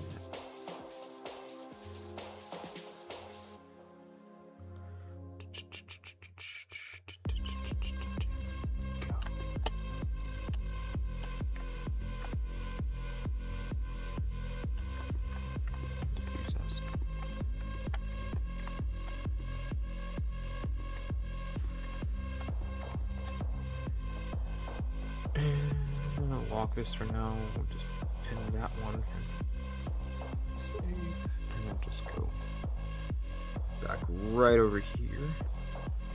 Lock that.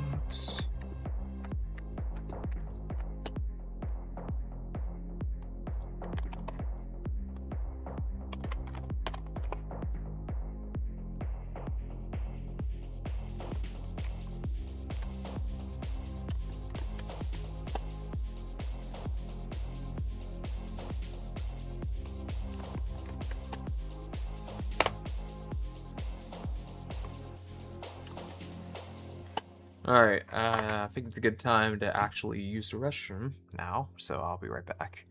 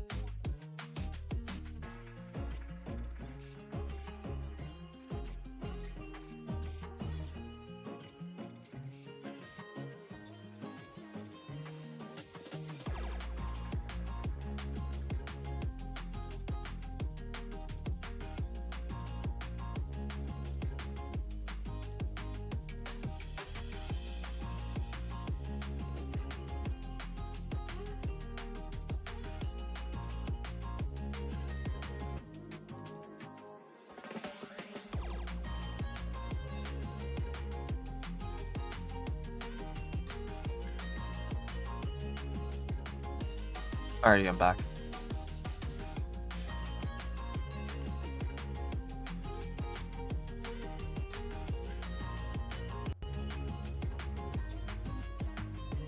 Alrighty, 50 minutes before end stream.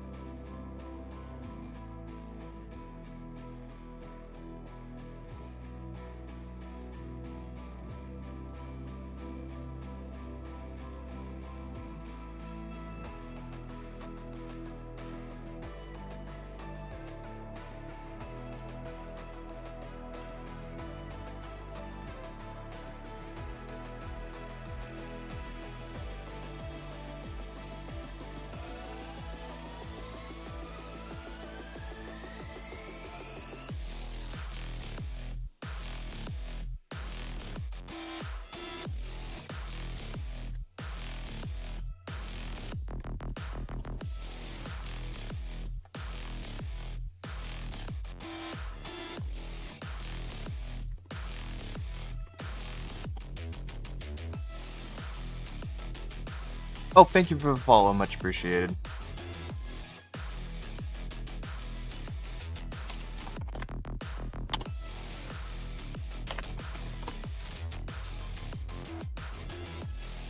Hi, how's it going, Nash?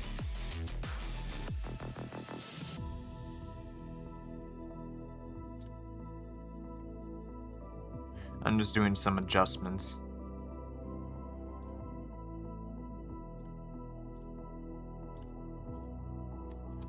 Go around some post-processing.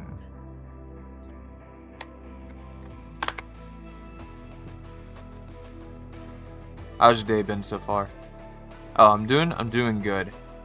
Just went through a conversation like almost an hour ago about talking about art processes and stuff, and about working on projects and how to manage it a little bit. Yeah, because I'm currently like working on a game for myself, and for it, like an indie game. So I'm just making tiny versions of characters I have, and then gonna make it like a little arcade RPG stuff.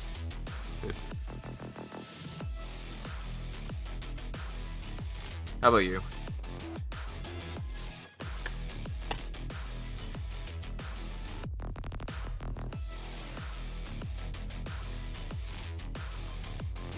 I got sad and off finishing a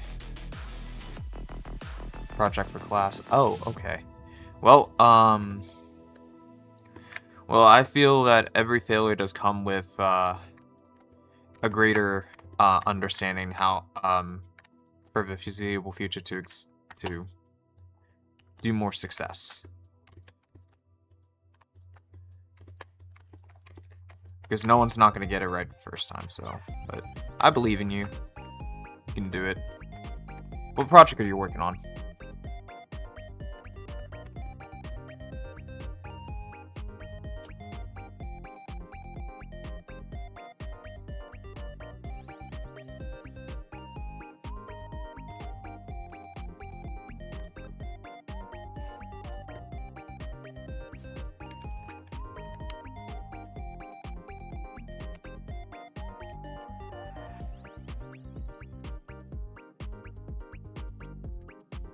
Okay, if I want it.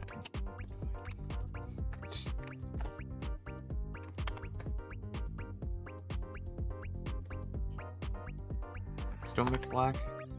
There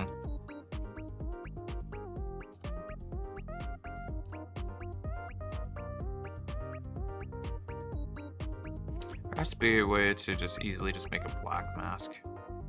Super lazily, unless the only way I could, it's just basically... Alright, I guess I would have to do something like this then. And invert mask. Oh, maybe not invert. Okay, just mask, and we'll just basically hit B and just we're done. Oh no, that just expands it.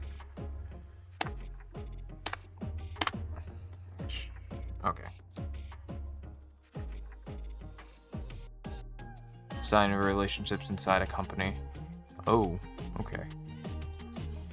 Some interesting big stuff.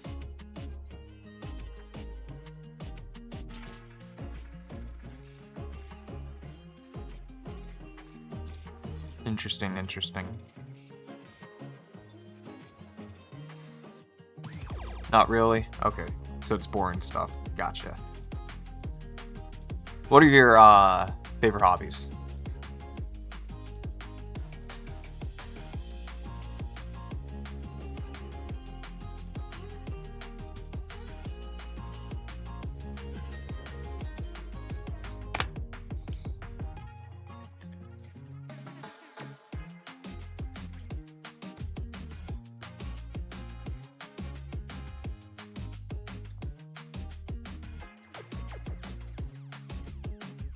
It's really easy, just go who you are and where you work. Oh, okay. hit a weak spot. LOL. Recently nothing. Ah, I see. Well,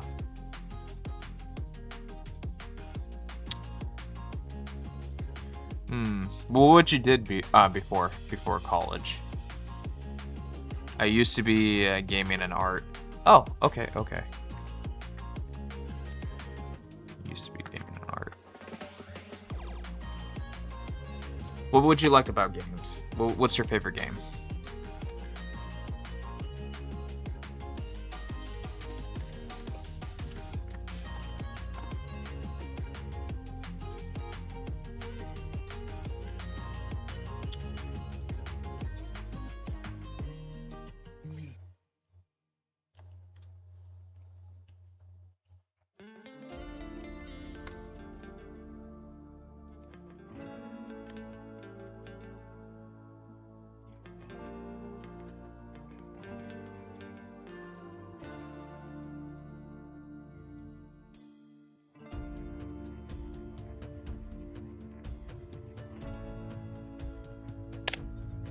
Overwatch. You ever made any Overwatch fan art before?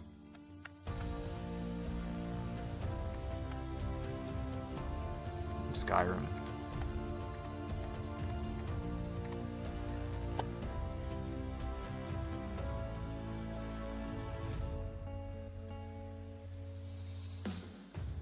I have. Oh, okay.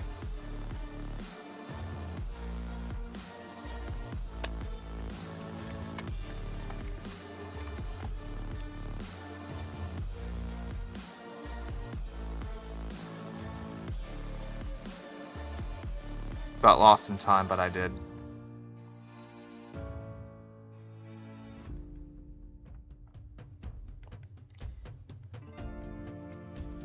If you're into fan art, there is I think there's a website called Redbubble if you're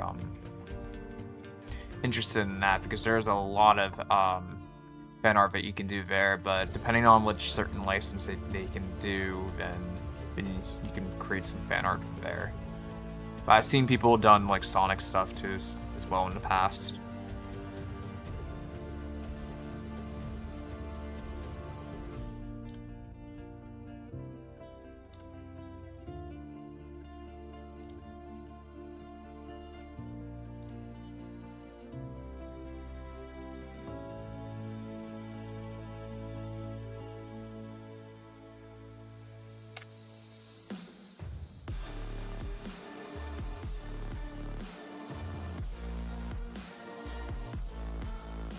Have you drawn anything in a while? Okay.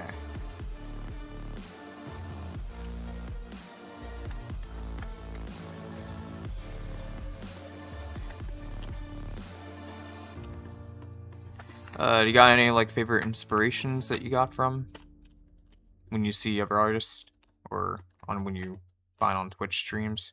I mean, most of them are anime, but I'm just missing my but probably. So I'll probably get back to it. Yeah. I mean, art is also a good way to take some stress too out, like just to relax.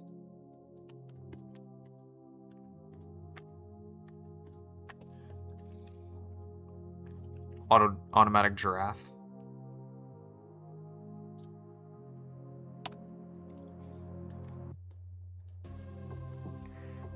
Do I have an actual brush tool here? Yes, I do.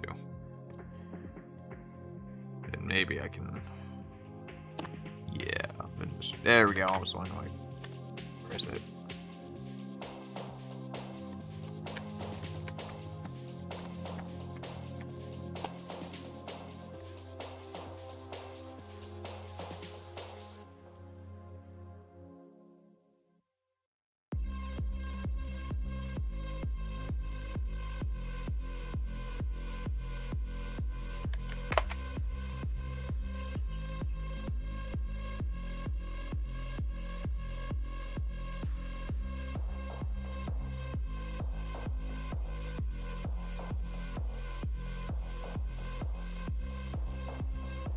Under like this is art.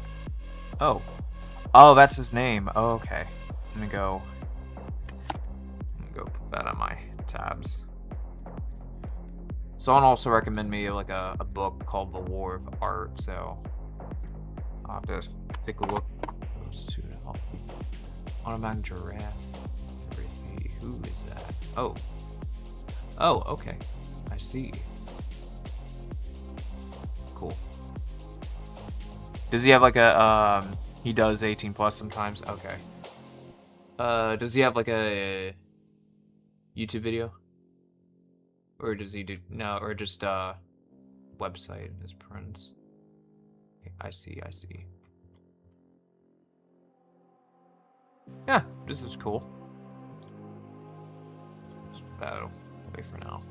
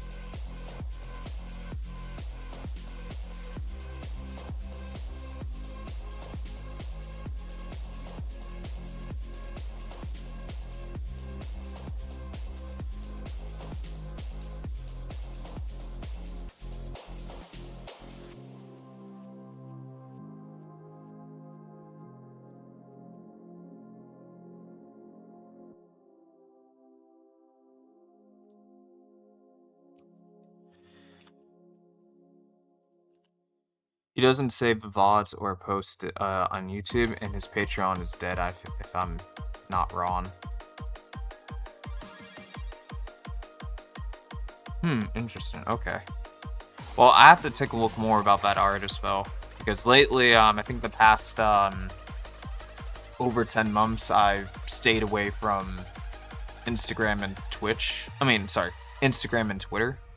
Because I felt like I wasn't hitting to where my small core audiences are, so I just post stuff on Blue Sky and then just keep how many people I follow very, very small.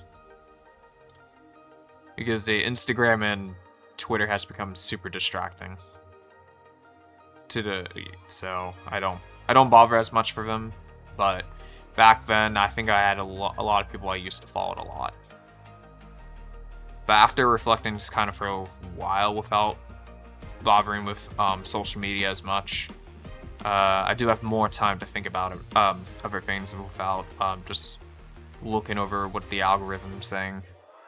So, it's pretty much more relaxed now.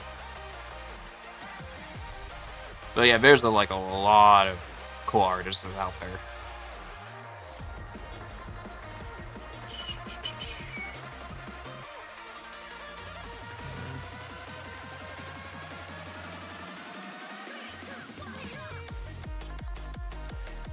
Now, since I think I put it out there, I think I'll set this system up, because I had this set up like I was going to sew up the color attributes like I did for. Oh, hold up.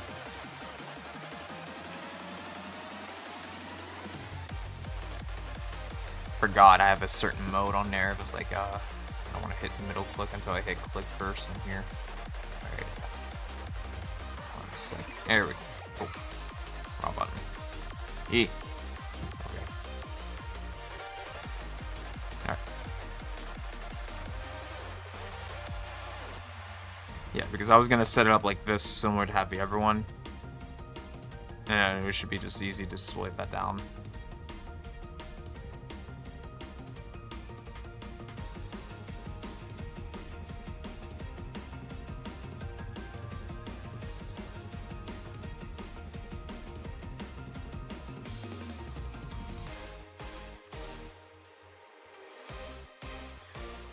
So actually today I should have my last exam, so I'll be downloading Clip Studio again. Paint. Okay, cool. Yeah, Clip Studio is good. It's a real huge time saver too.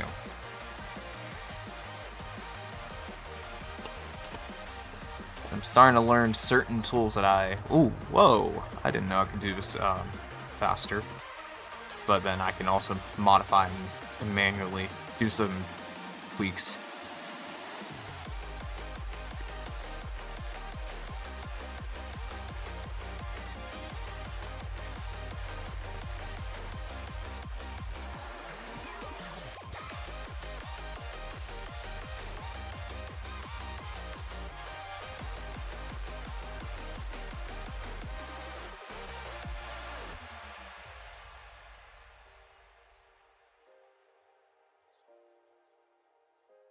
Yeah, I'll just put that over there for now. Just leave it open. Put the weapon copy over here. I can drag this down over here because that's where technically I would need it. I'll just drag it down here.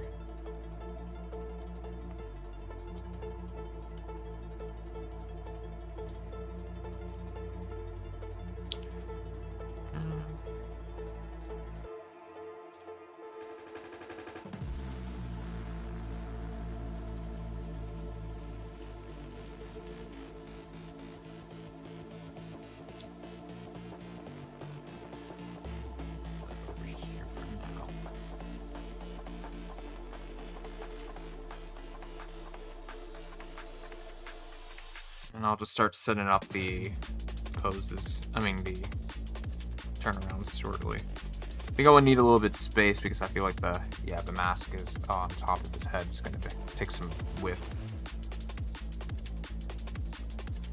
I'll just lock this down for now. And circle over here. I forgot to move the circle with it, but that's fine. See how it goes with I hope my brushes are still today. Yeah, they do have good default brushes in that, but for the custom brushes, I just go and take a paper and pen and then get the marks that I need. Then once I scan it or take a picture and do some quick Photoshop at lighting edits, and then I extract this, and then I create an alpha image and stuff, and then I turn this into a brush. So because the pen is based on the Papermate pen textures, because you get a lot of different brushes if you sample from the real world. Too much work for me, LOL. Yeah. Well, at least there's community brushes too, and you can buy brushes if you're not into going that heavy lifting and stuff. You just go with the asset shops.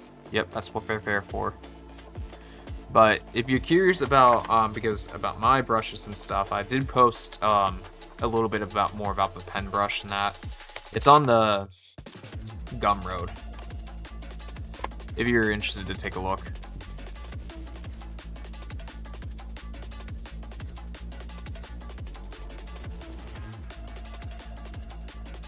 Because I do also created a custom cross-hatching brush, so I don't have to forcefully stress out my wrist just to do all the slashes all the time, because I'm kind of more conscious about my my wrist health and stuff, and so this would just definitely help me save a lot of time though. I'll probably look into it your rendering. Thank you. I mean, it may help you or not. It depends on what you're doing.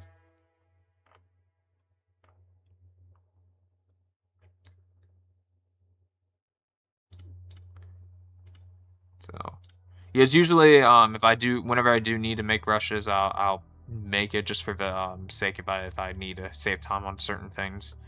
But I haven't made any else of the brushes lately because I've been fine with what I have so far.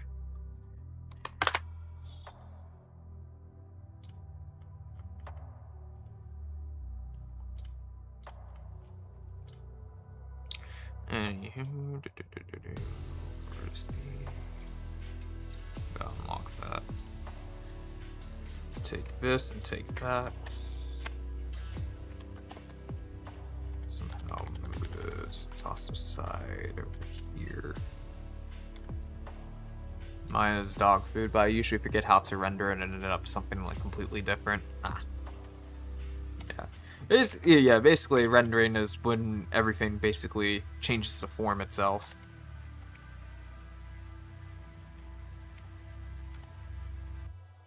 Although now I do look back a little bit, I do find the texture so far is a little bit harsh with my feather there, so I might try to make slight edits though. But this is like kind of like I use certain automated stuff to speed up, but then I also had to do manual edits around it.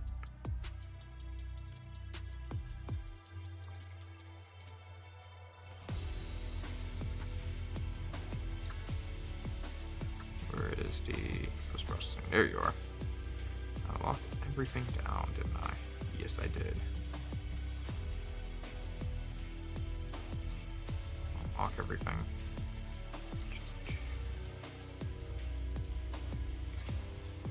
I think I'll get it because you could use certain erasers just to make those tweaks. Doesn't have to be all that bad.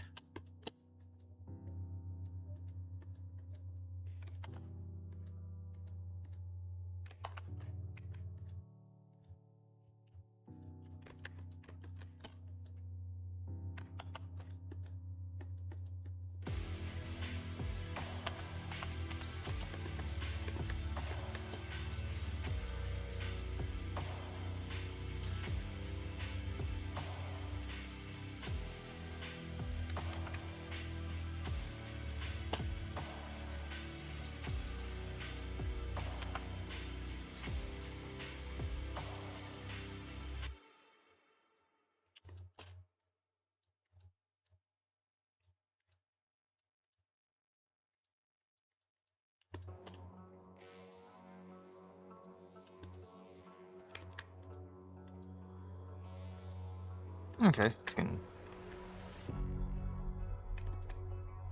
Now it's being nitpicky a little bit. Yeah, it's good enough.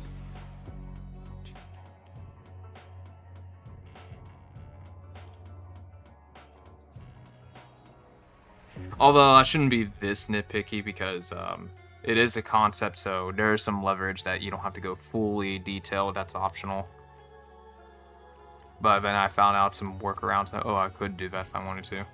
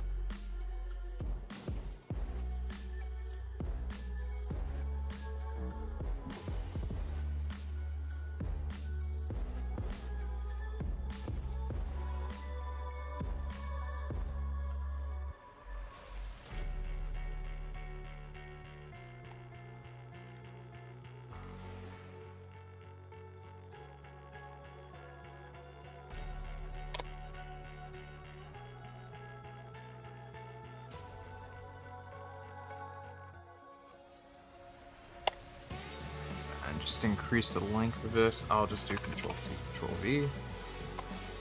And then I'll just stretch it.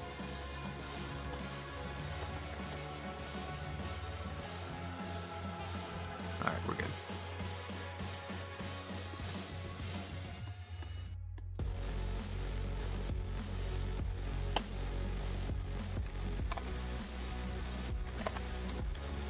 If I'm a little bit too far, I can just do some... Oh.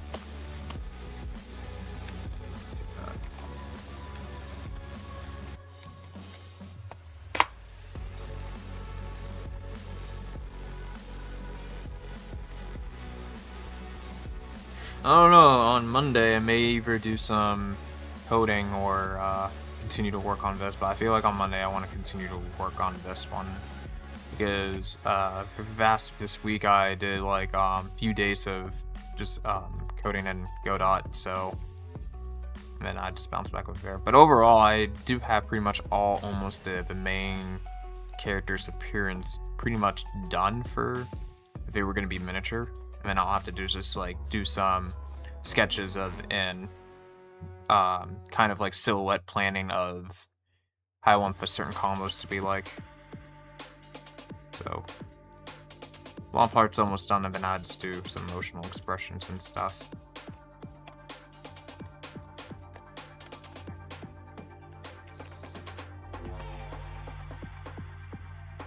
Because most likely, since the face expressions and the heads are pretty much going to be the same, there's not going to be like too much over cartoony and stuff, so I don't have to redraw the same head in that. I can just like basically take the head and the kind of slightly under the neck, cut it up, make a clone of it, and then make it black and white and then just change the faces over there and stuff like that. And then I got my face gesture templates for the concept, so when I do apply it 3D, I can have like some sort of reference idea, so I don't have to like really redraw all this all over again. So that's good.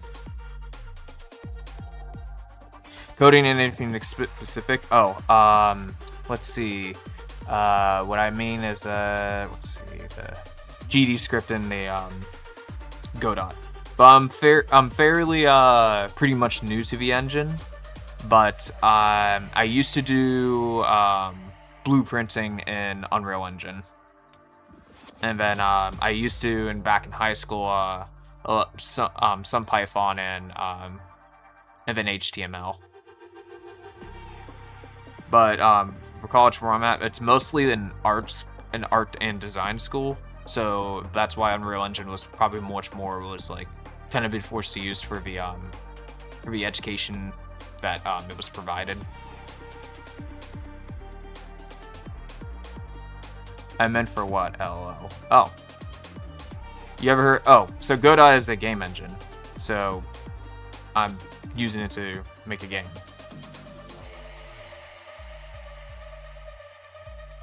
If that's simple enough, or that's what I meant to clarify.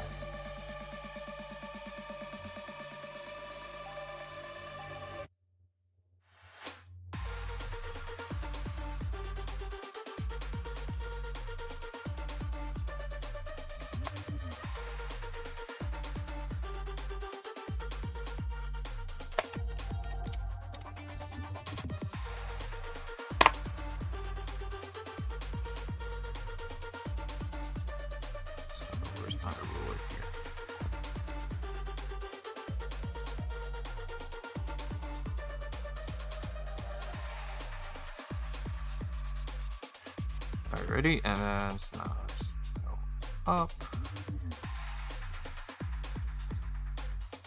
And then since it's past 12, I am going. You're doing everything alone? Yeah, I have some plans in mind and stuff like that. So right now it's a very fun, passionate project. So I'm just keeping it fun as I go.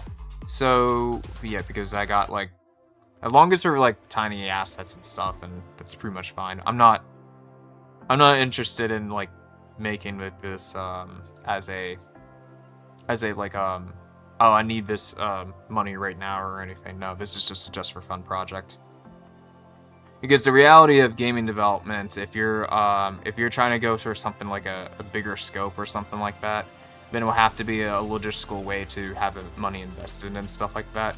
So the only mentally in the way to produce a fun solo indie stuff like that, you can either just make it a small game so that you can put in like mobile games like simple like arcade stuff that has easily repeatable replayability, or you could either just have fun and then treat money as a secondary thing, but as the primary, keep it as a passionate hobby project.